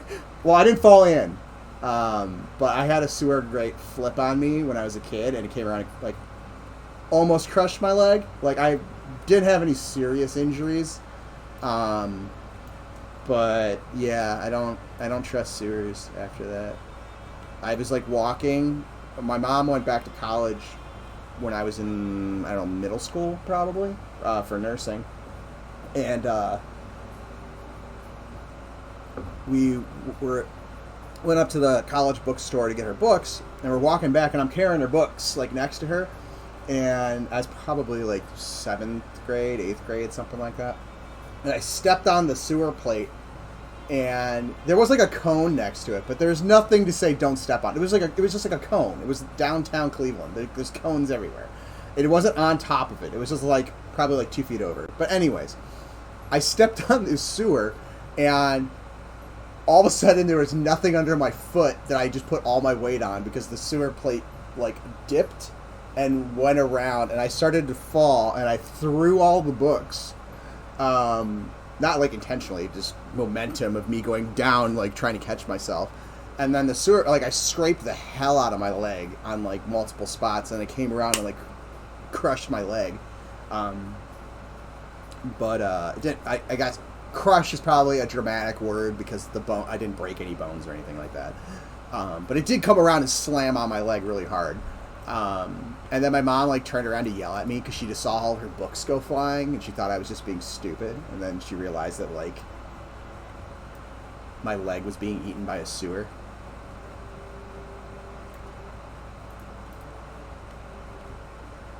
Maybe the sewer was a mimic. Maybe that's what was going on.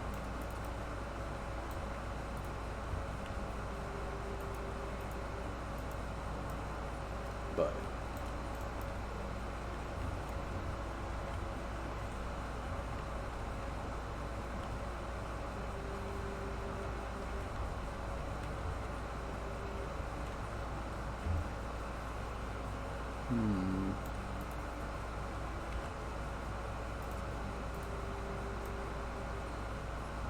But yeah, ever since then, sewers and those like grates, I try to avoid them at all costs. I don't know if I could do a catwalk. That's a grate. I legit, I take it back. I could do it. Like if I had to do it, I could do it. I would not enjoy a second of it though. I took my kids to the Mansfield Reformatory recently, which, for anybody who's not in Ohio, is the prison they filmed Shawshank at. And I had waited a while because, like I said, my oldest has vertigo as well, and he used to get like really bad panic attacks. And there's this one spot, for anybody who's been there, they'll probably know this. There's this one spot when you go on the tour, you go up to like the chapel area, and they have a whatchamacallit. Hold on a second. I need to fix this or my brain's gonna not let me think. But anyways, they have this doorway that goes from the one cell block into the chapel. So they don't have to, like, the prisoners wouldn't have to leave the cell block. They just have a direct route to the chapel. But you have to, like, to go back towards that, and that's the direction the tour takes you. You have to go through this doorway, and then there's, like, 3 steps down, and they're super, like, steep steps. They're, like, really, like, they're deeper, they're higher height than, like, a normal step, and they're, like, really short. So they're really steep. And you're walking out onto a bridge, and the bridge is maybe 10 feet long. Maybe. It's probably like 6 to 10 feet long. It's not that long, and it's all, like, caged in, like, jail cell bars. Granted, they're old, rusty, and they're, like, full of lead paint. But, why did I do that? Hold on a second. That was not what I wanted to do. Let me detach that. Anyways, they,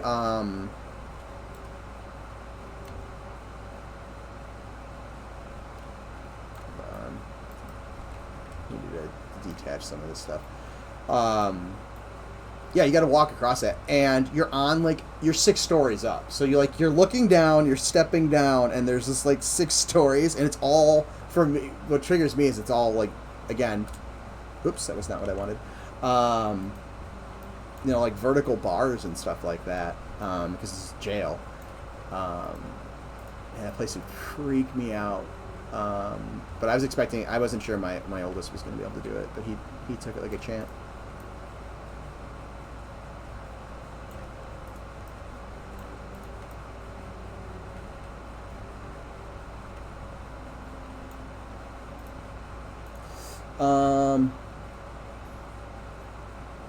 So Ricky's playing experience in VR isn't any good for you.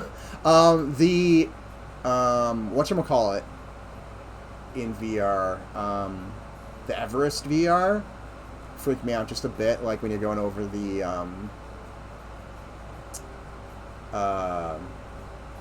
when you're in the Khumbu Icefall, where you're like walking across the it's not a bridge, it's a ladder. That was a little freaky. Like, I started to get vertigo there, even though I'm in my living room. Oops. I love how you can never guess if it's a loop or a ring. I mean, that didn't go all the way, so is this not attached? Nope. Apparently I missed some.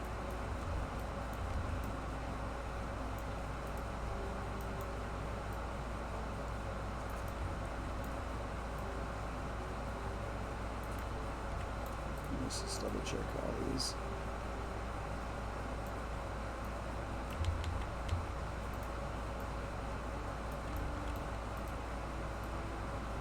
Okay, we're good. But no, the thing that probably is the worst with me with VR is I totally get simulation sickness if I play certain games for too long.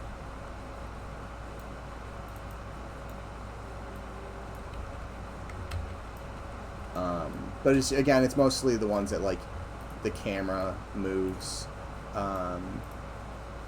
when you're not moving.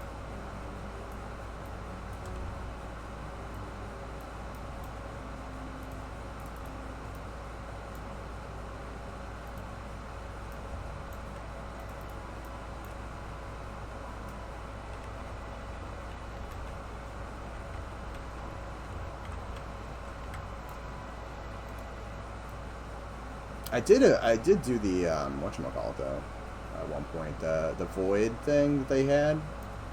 Apparently it went out of business though. That was pretty sweet, the immersive experience, although I felt it was way too short for how much you paid, and I kind of wished they had like a scoring system or something like that, so you can have bragging rights.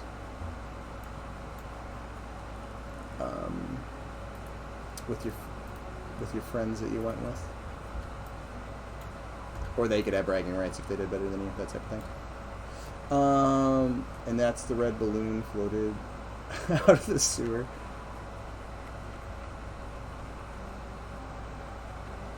Yeah, the catwalk. Yeah, catwalks. It's been a long time since I've done a catwalk, and I can tell you the last time I did it, I was not a fan.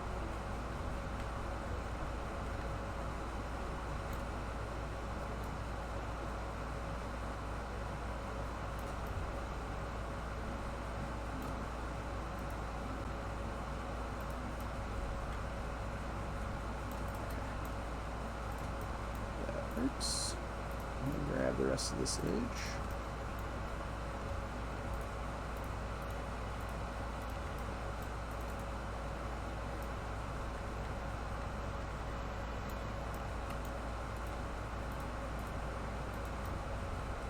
Catwalk or even a fashion show? Isn't that what they call? Isn't that what you call a bridge? That has like a metal grating. Am I not? Am I crazy?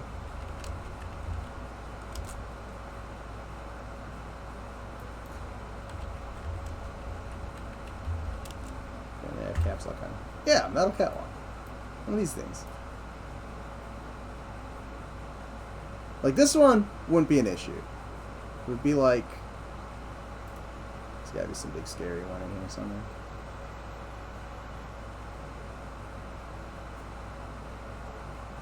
Of course, you're not going to give me any images of ones that are, like, stupid high. But go into, like, a local arena, like an indoor, like, basketball or hockey arena or something like that. Like, the catwalks at the top of those.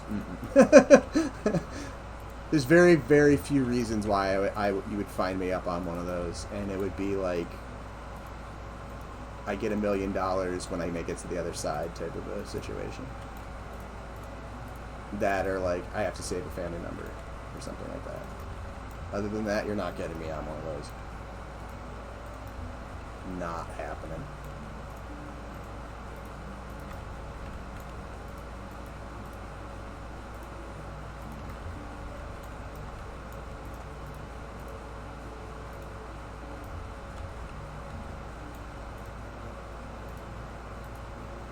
I was doing not a zip line, but like a rope course type thing. Well, it had a zip line. I just didn't do the zip line. A couple months ago for my youngest's birthday, and that that was I was very slow. I could do it, but I was very, very slow. And then my youngest son's just like, doop doop doop doop, like going all across all of them like it's nothing, and I'm like, okay,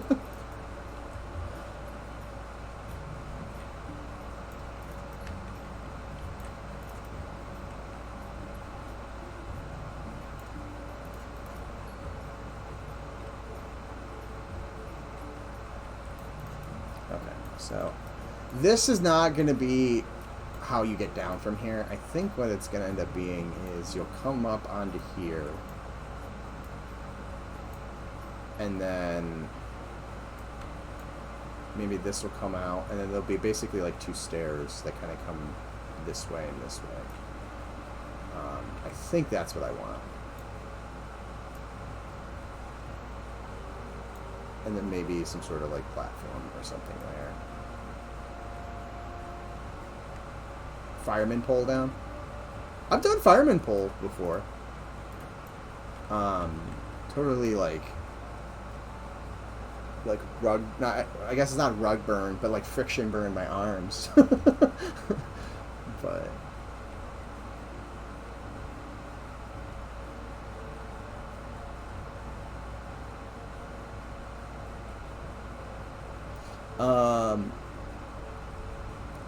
and sorry that I'm flying around everywhere. I'm just trying to look at this from different angles. Those are all over my work. Any industry job will have those, along with steam traps blasting steam out randomly. It's like the old Michael Keaton Batman movie. So you're saying you work where the Joker fell into the acid bath?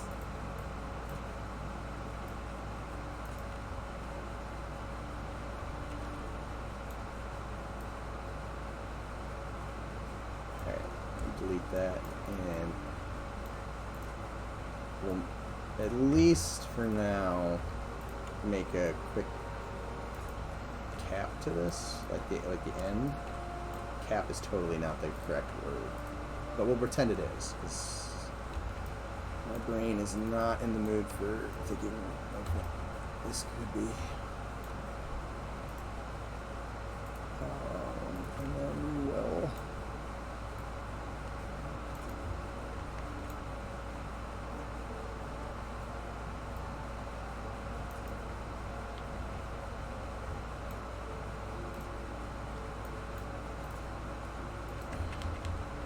Let's do it this way.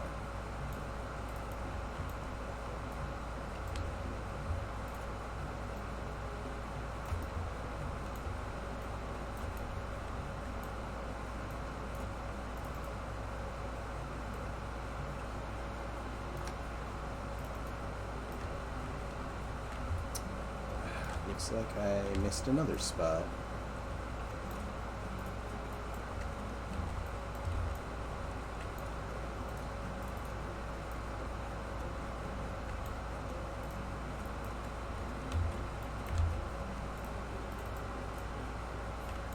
Are these not merging, or are they just not gonna say they're merged?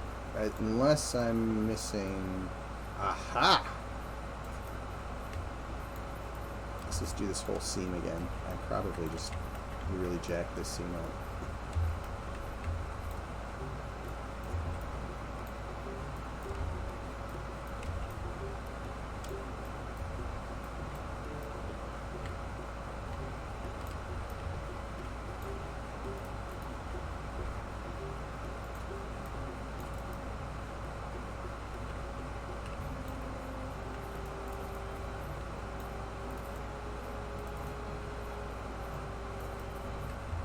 That's way up there. There we go. Let's see.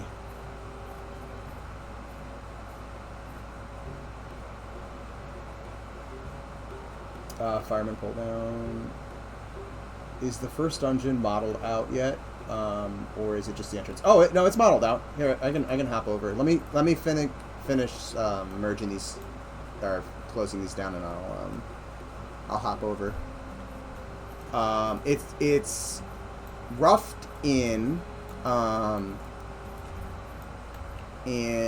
populated, but I believe that's what Nick will be working on this month, is tuning it a bit more.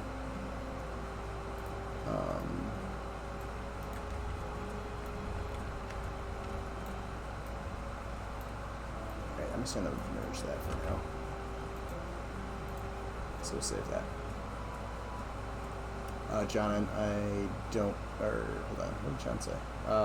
Actual M&M question, are ogres going to be typical dumb brute type?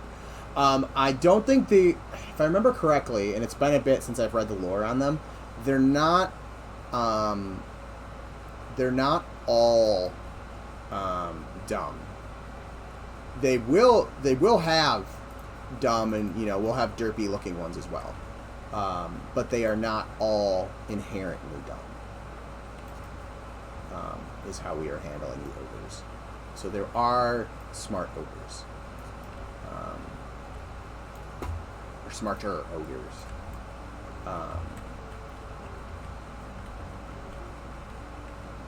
Whoa, that was not what I wanted it to do.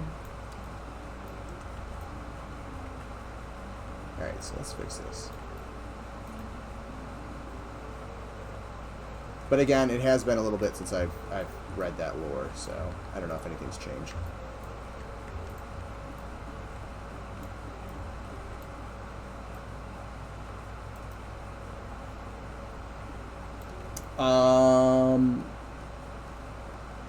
That's what it seemed to remember being said too. Thanks. Perfect. That's what I remember. Yeah. Yeah, I'm sure Sean... I think Sean has mentioned it on stream before.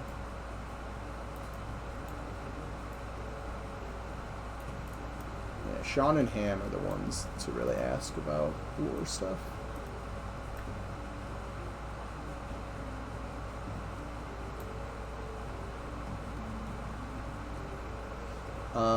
That's what I've heard. Ogres weren't cursed by Cossack Thor or whatever they did in EQ. Okay, so the initial newbie dungeon, which is called Wormsbane, for anybody who's not familiar, has been roughed in.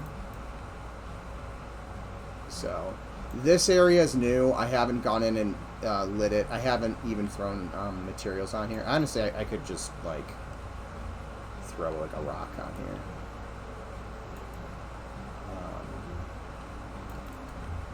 Although I just threw sand on there. That was the wrong button.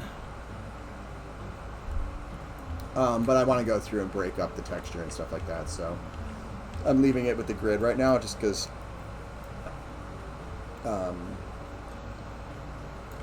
it's easier to make adjustments and stuff when you can see the scale. But I'll turn off the lights. You can see it's all been modeled out. Now, this cave area, it needs to expand a little bit more. I wanted to finish up the Western District. There's going to be some sewers. I'm not exactly 100% sure what I want the sewer, the link from the sewer into the caverns to be. So I haven't done that part. But essentially, there's going to be at least 2 zone-ins to this. One is going to be in like an old sewer that goes through like a canyon. And then the other one is going to be through that that entrance you were talking about. Now we have also talked about expanding this westward and potentially building in more support for more levels. It is a newbie dungeon, but we've talked about wanting to potentially have mid-level and maybe even high-level areas so that you can go. You know, as you're leveling up in there, you'll see players that are higher up. So you get that intermixing of multiple levels, and you know, you get to those areas where you're like, oh god, this is super scary. Like all of a sudden everything's super red and just like one-shots you, and then you want to go back there later. So yeah, so we have this area which is gonna be the caverns. It's gonna be hooked up to a smaller sewer section, and then you're going to be able to get into the tomb, and then potentially the tomb itself will be expanding westward, and it might even link up with Shaded Dunes. I am also debating at some point once this area, once we kind of fill this area in a little bit more and decide like if we want to expand out, 'cause like this area over here, I'm debating like linking up to this area in some way, but possibly having a zone line to like Deep Dunes or something like that from here it is something else I'm debating. So yeah, I can actually run around in here for anybody who hasn't seen it.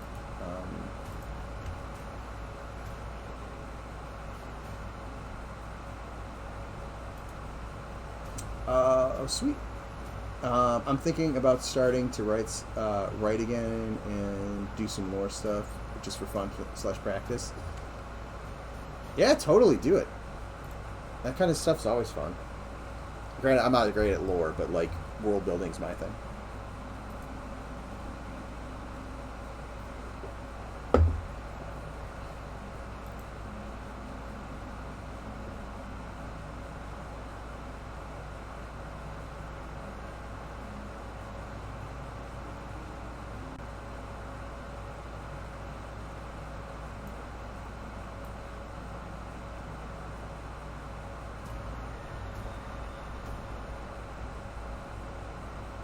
Our animations are still a little wonky. Zukin, did we figure out what's going on with the stick up the butt thing? Because I know, did it break during one of the updates? One of the animation updates? You talked to Ali about it? Would be cool to have a dungeon connect to the city sewers. Yeah, so okay. Let's cheat.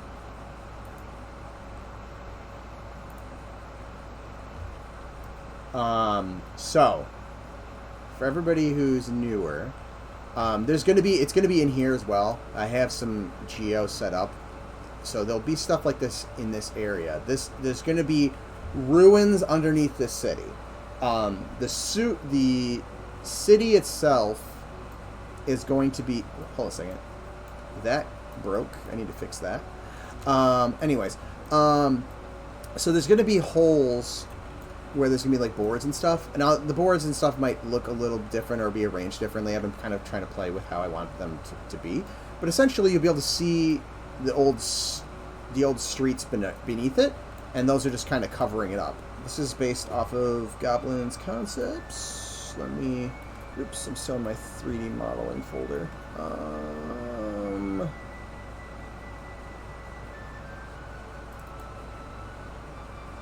So this is the idea for anybody who hasn't seen these.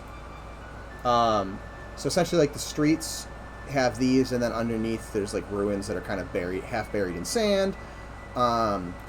And those will be explorable spaces. So I want those to kind of have a network that are, is kind of linked up around here. I haven't gotten to actually modeling in and laying out what's down there yet. I wanted to get this whole district laid out so I know where our streets are, and I can kind of start building it out down there. Anyways, that will link up to that underground, to the sewers of that city. You'll be able to get into the sewers of that city, and then that will have a zone in to here. And actually, let me go. I think it's. I don't remember. I know we were breaking this out somewhat. So let's see. Trust zone. Shaded dunes. Whoops.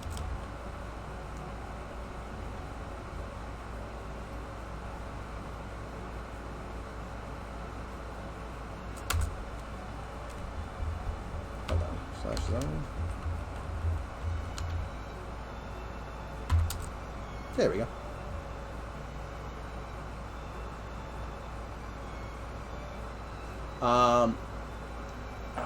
Let's see.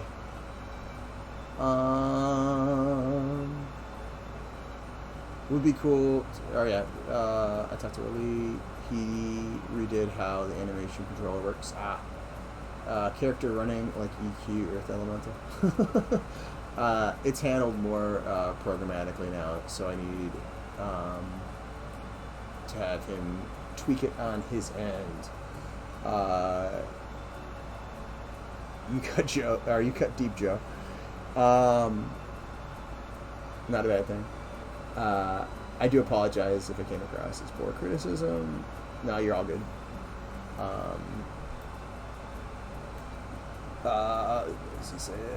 No, you're all good. That was a good joke. Definitely not a fan. Okay, so I think there's a zone line now. I actually haven't ran around in Shaded Dunes in a while. So let's try to fly. And I'm going to cheat and try to get around where the zone line would be, if there is a zone line. And get into the old version of Shaded Dunes, or not Shaded Dunes, Night Harbor. So this is the old version for anybody who hasn't seen it. I don't think we have any mobs spawned in here anymore. No, it's slowly but surely everythre's been moving out of here and into there. So this is some of the first stuff I did. I kind of remodeled the placeholder geo that was in here. And some of these buildings are going to be moved into Sage side once we get there. Once I get to modeling there. But let me turn off my speed hacks. So this is again, this was kind of based off of a concept that Goblin had done. So if I fly up, you can kind of see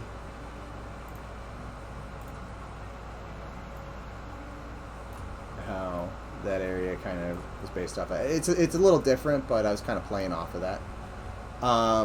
Anyways, so this was kind of like one of the first things I was experimenting getting the scale and stuff down. So there's like little gnomish houses and stuff like that you can go into if you're small enough.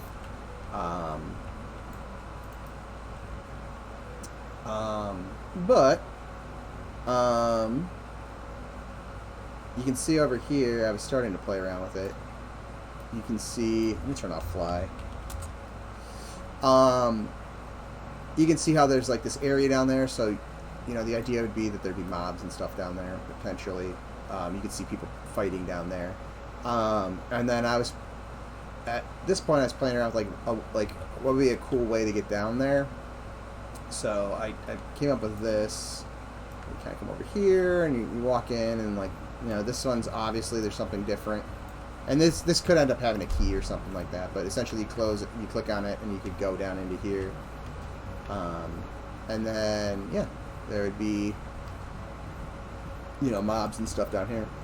And the initial, before, oh, that's right, this broke. I don't remember why. Come on. Alright, we're going to cheat. Oops. Helps if I could type and spell.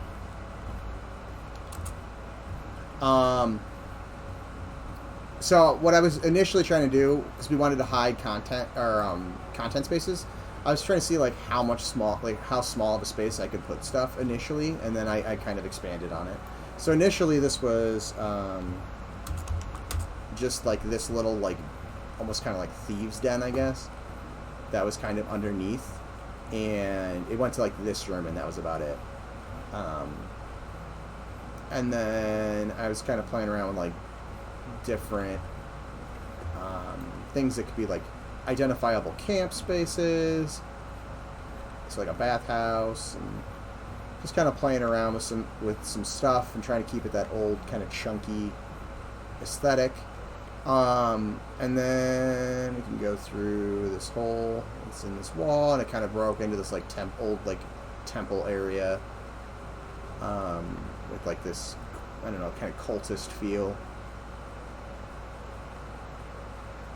And then you gotta walk along this way or you die. And then drop down. Oh, apparently you don't die because I have fly on. Yeah, and then this, you know, was a whole like, basically like a dungeon of different caverns and you know, spaces that we could play around with. And I think Sean actually moved this or copied this into one of the other zones he was blocking out. So we will, you know, probably use this for something at some point. But you know, I was kind of playing around with different ways that we could do the. I don't know what happened over here. Time set 7 a.m.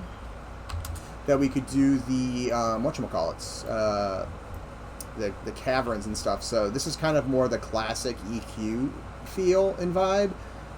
So this is a little bit different. It's got a little bit more verticality to it, but this is mostly just kind of box modeling where you're just kind of, you know, straight, maybe slightly angled walls.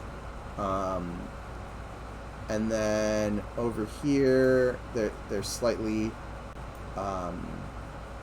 higher resolution, so the walls have a little bit, you know, have more geo to them. So I was just kind of playing with different styles to see what worked best.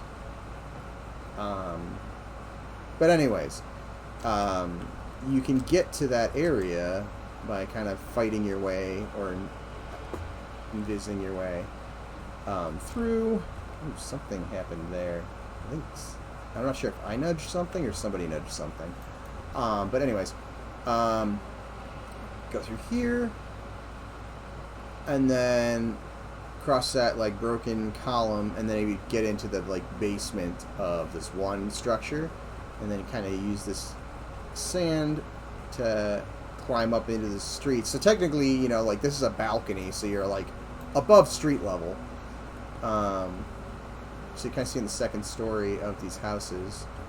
And then you can like see into there, but you can't get into there. Well, gnomes can, but at the time we didn't have actual gnome. We didn't have gnomes in, so I didn't realize the scale was off. And this is still rough, so there's like little patches and stuff like here I didn't get around to finishing.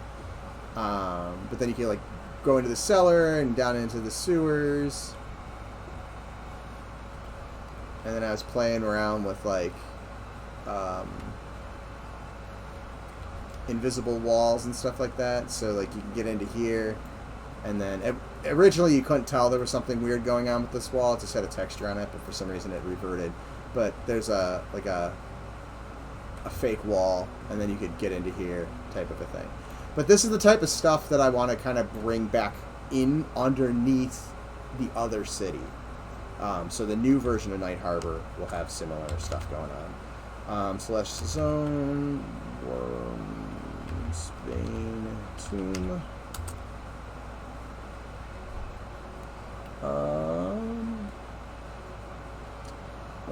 While we're loading, let's see if I'm... Oh, you guys were chatting a bunch. I like the older elementals better. I'm guessing the POC...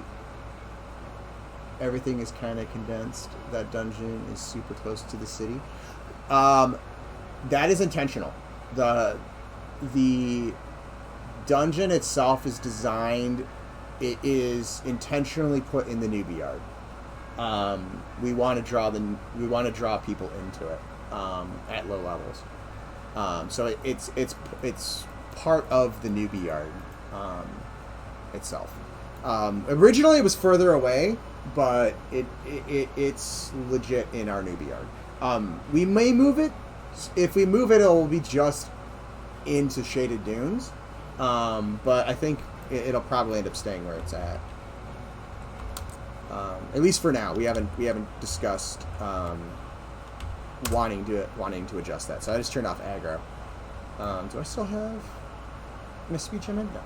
No. Let me see if I missed anything else. We're in the immediate stage now with it, so it looks really odd. No, don't stream the human walking. This is not Zugin's fault. It's 100% Ellie's fault. Will be fixed soon. Shots fired. I think the animation is fine, like extreme power walking. Yeah, we got lots of places to be. And then my bot spammed a bunch of stuff. Zukin, I mean, it's totally Ellie's fault, but not because he did anything wrong. He just working on setting it up, the blend tree differently. Oh snap, he played the blend tree cards. Savage. I'm just poking fun. Ellie is a beast. Yeah, that's a concept, right? Okay. So yeah, so anybody who hasn't seen this is Where in Spain. So again, the initial part up here, actually probably should bring in the torch. We have a weird bug where the torch floats next to you right now, so that won't be a thing. But yeah, so it's a little bit done. Why? I don't know. There are spawns in here. Nick has tweaked the spawn points, I guess, since the last time I was in here. Or last time I was running around in this section. I've been running around in the other section more so than up here. But yeah, so kind of the entrance area is kind of like a archaeological dig that kind of went horribly wrong. And there's a whole bunch of skeletons. Oops, there's a whole bunch of seams right there. What am I looking at? Oh, I know what I'm looking at. I need to fix that. Anyways, so yeah, there's a whole bunch of these other rooms. These were added off this room over here and that room over there, just to kind of give us more mob density. Same with these little spaces. These ones need to kind of get a little thematic treatment. I haven't really done anything with them yet. All these textures are kind of placeholdery. We need to eventually do a legit texture pass in here. because we had, you know, just using the same couple textures over and over and over again. That is not how it will be at the end of the, like, at launch. There will be more textures used for sure. We just haven't gotten to painting them. And like these banners will have like the heraldry for the Wormsbane.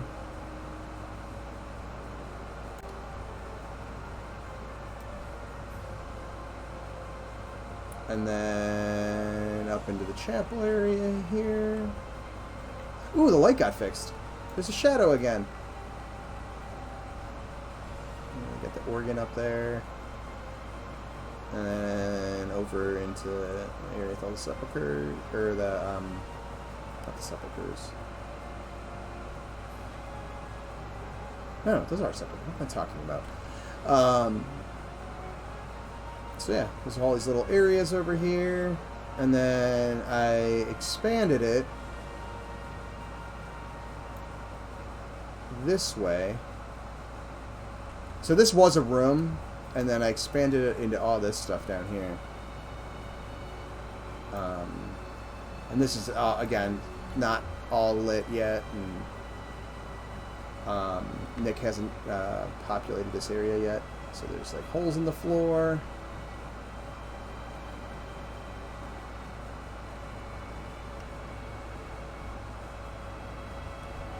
Let me make this room a little bit bigger.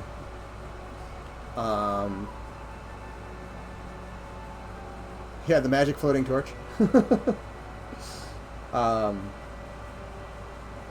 So yeah, and then this area, and then this area links up into the caverns. Again, you wouldn't be following. I'm going backwards through this. And this lighting is legit just so I could see scale, just so I could see what's going on, because it was, you know, it's super dark in here. So this is not by any means mood lighting or anything like that.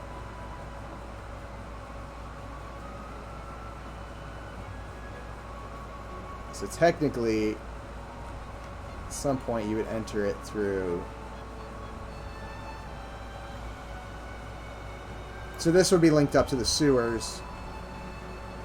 And then be floating into here, swimming around.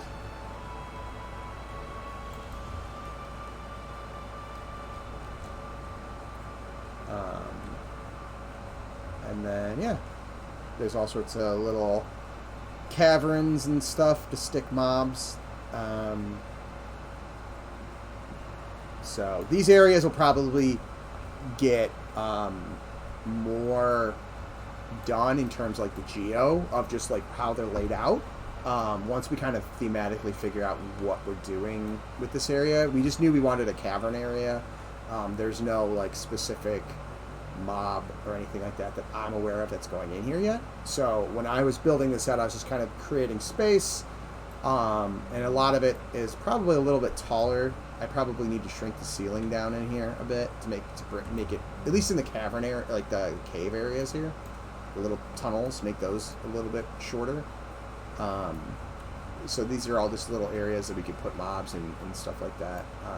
But expect this stuff to evolve as we start to put mobs in, and you know, it kind of gets a little bit more of a, it'll get more like thematic to what we're going to end up having in the sewers and in these caverns. And then going this way.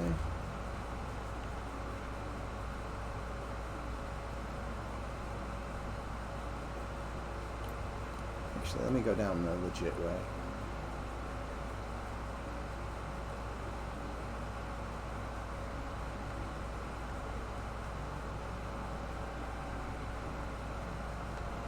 Oh yeah, totally, Keith. I'll let you know if I see any. You did a good job. I haven't noticed any since you did that that fix. So good job with that so far. So yeah, this again kind of probably more thematic at some point. Ooh, that water volume is not. weird.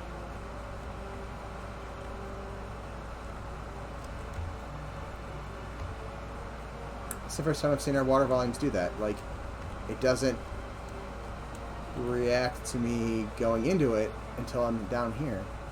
But it's still there. I'll have to see what I probably moved it weirdly. You swim through this tunnel, and it brings you up down here. Or you can technically fall from the bridge up there. But there's all these areas down here with caves and stuff to explore. And then, let me turn fly on. Oops.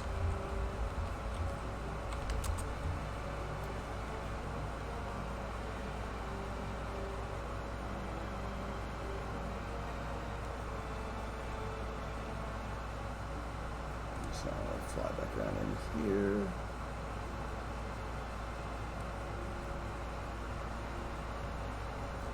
Where am I? Okay, I had to figure out where I was for a second. So yeah, this whole... Why am I running so slow? Oh, because I'm flying. Oh, and... My boots of speed? Hold on. What's going on? My boots of speed stopped working.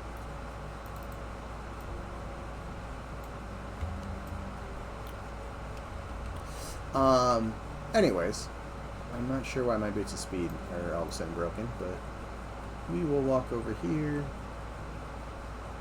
And then there's whole other areas. So this is the ossuary area.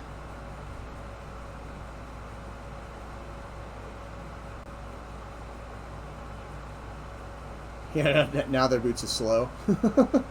I'm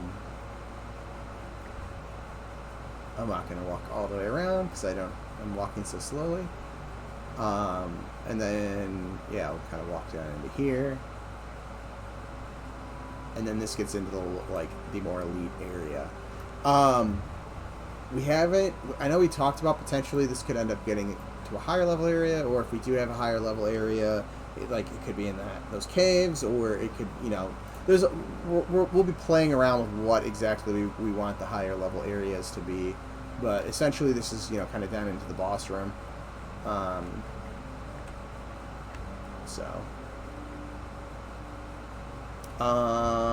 Let's see.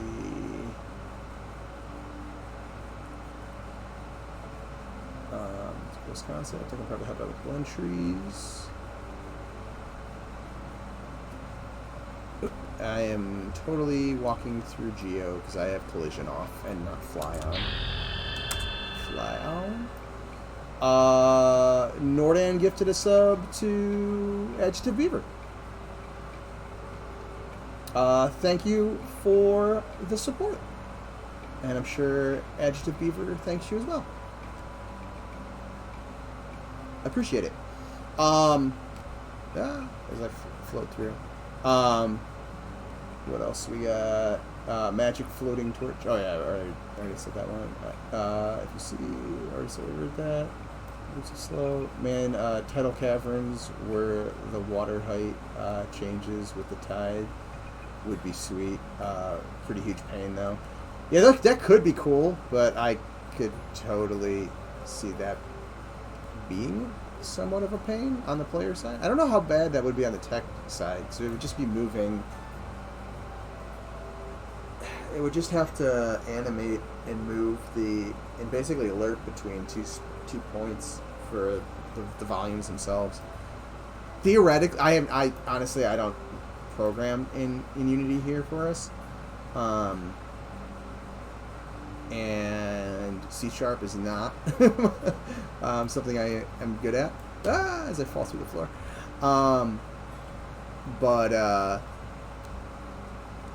don't think it'd be too hard to do, I know how to program in Unreal, and I wouldn't have an issue doing that type of a thing. I don't think.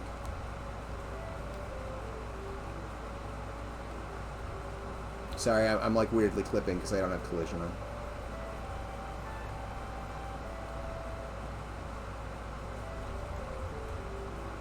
And apparently I went around the zone though. But eventually we want these lights that are working as our kind of day-night. We want that to be linked up to time of day. So at some point that will be a thing. You'll be able to kind of tell if it's daytime or nighttime with that. But yeah, so again, this will kind of all expand out. Yeah, even out here, Keith, that did a pretty good job. Nothing's flickering now.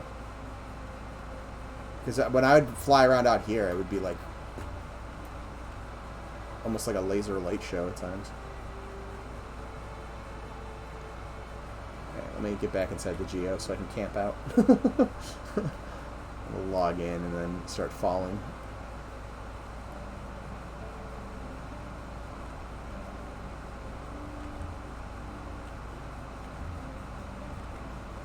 And we'll zone back.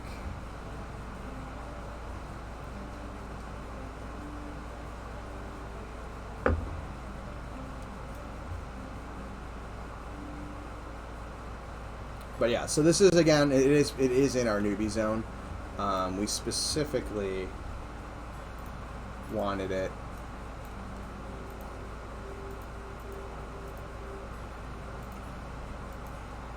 Right, there we go. I must have put it into my other necklace. Up on the hill there. So let me kind of get us to that. Just leaving the... You know, you're just leaving the city for the first time, and maybe it's later, 7 p.m. Oh, it's time set, not set time. So, you know, you walk out, and you can kind of see it right up there, kind of on top of a old ruin that's kind of buried. Same like over here with Fallen Pass, that you know, they're specifically designed to kind of like grab your attention and be like, ooh, can I go? You know, this one is kind of a, oh, that's, you know, in the newbie yard. Like, can I go and explore that type of a thing? So we want to pull you in there, and then this one, you know, is kind of off in the distance for later on. We also have a kind of real lobby dungeon area that's underneath the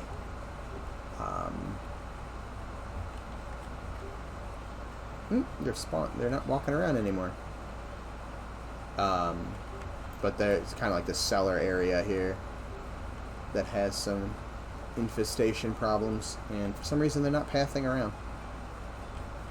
I don't know, actually I haven't walked around down in here. Are these rooms populated at all? No, they're not.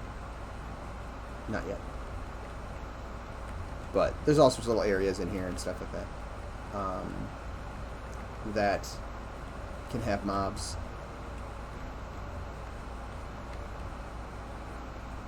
So there's a couple areas, and then there's also granted, there's not going to be a... there's not, at least at the moment, planned to be a dungeon. But there is another newbie yard over here. Or will be.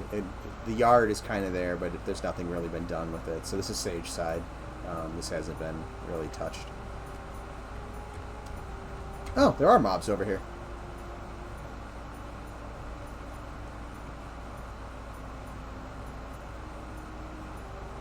So we do have mobs spawned over here. So there's a second. There technically is 2 newbie yards currently. Just don't fall off the world over there, because I have not fixed those mountains yet. But this is kind of like this area. I think Sage side and the Necropolis, which again will be in here, will probably be some of the next stuff that I'll be moving towards. So this whole area. And then obviously, like, getting the walls and stuff fixed over there.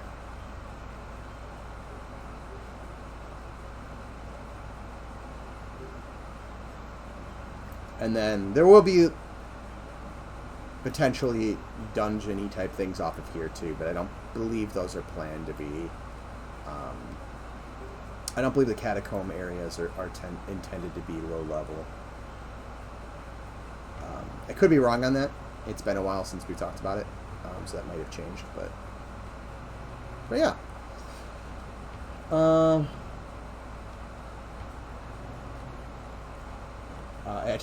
You better stay awesome. Rat convention. Yeah, rats and beetles.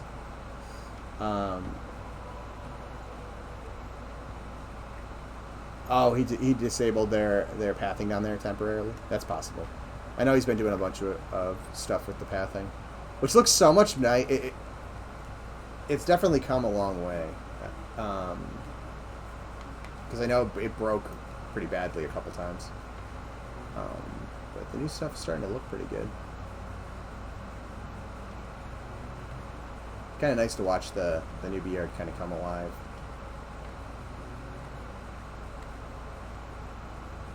Cool. All right, guys. So it's coming up at about a 3-hour mark. I usually get off at 10, so. Oh God. Oh, excuse me. I think I'm going to call that for the night because I've kind of already done everything that I was planning on doing. So, for anybody who is new to the project, we are making an indie MMO that's kind of based in that classic first generation of MMOs. And where is my light?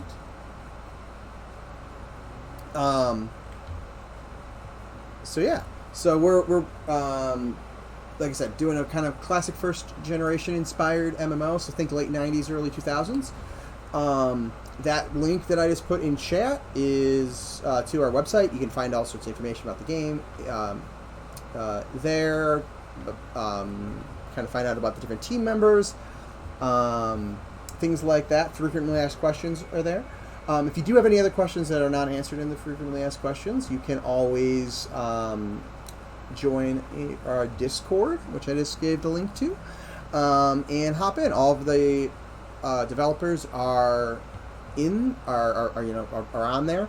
We have all sorts of discussions, about different things, different games, our game. So hop on in. Feel free to ask questions, or just have some fun discussions with us. There's over 1,200 people in there now, so it's a pretty decent sized community and is growing every day. So come join us.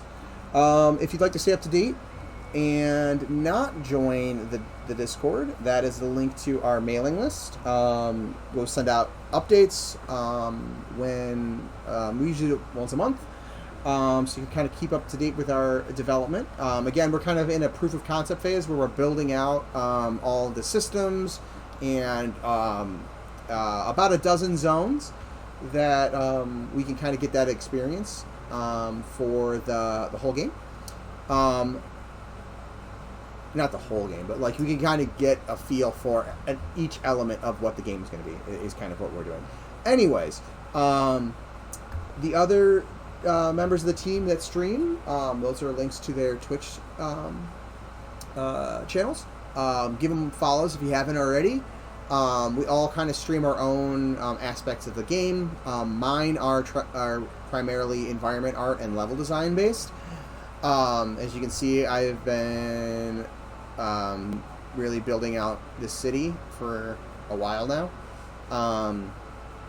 So I'll keep doing that, and I keep kind of jumping over to other things as well as they're needed. And then Sean, who's the Loving Robot, will kind of do overviews of all the different things and show off all the different stuff the team's been working on. He'll help me out blocking out other zones that I'm not working on so I can really focus here. He will help out with animations, all sorts of different things. Zukin does animations and character art and critters and things along those lines. Goblin does concept art, texturing, occasionally modeling, animation, kind of does a little bit of everything. Nick will do QA and development streams from time to time, and Ali had posted some stuff on our YouTube, which I just dropped a link to. So if you want to get caught up on any of our past VODs, we all upload about...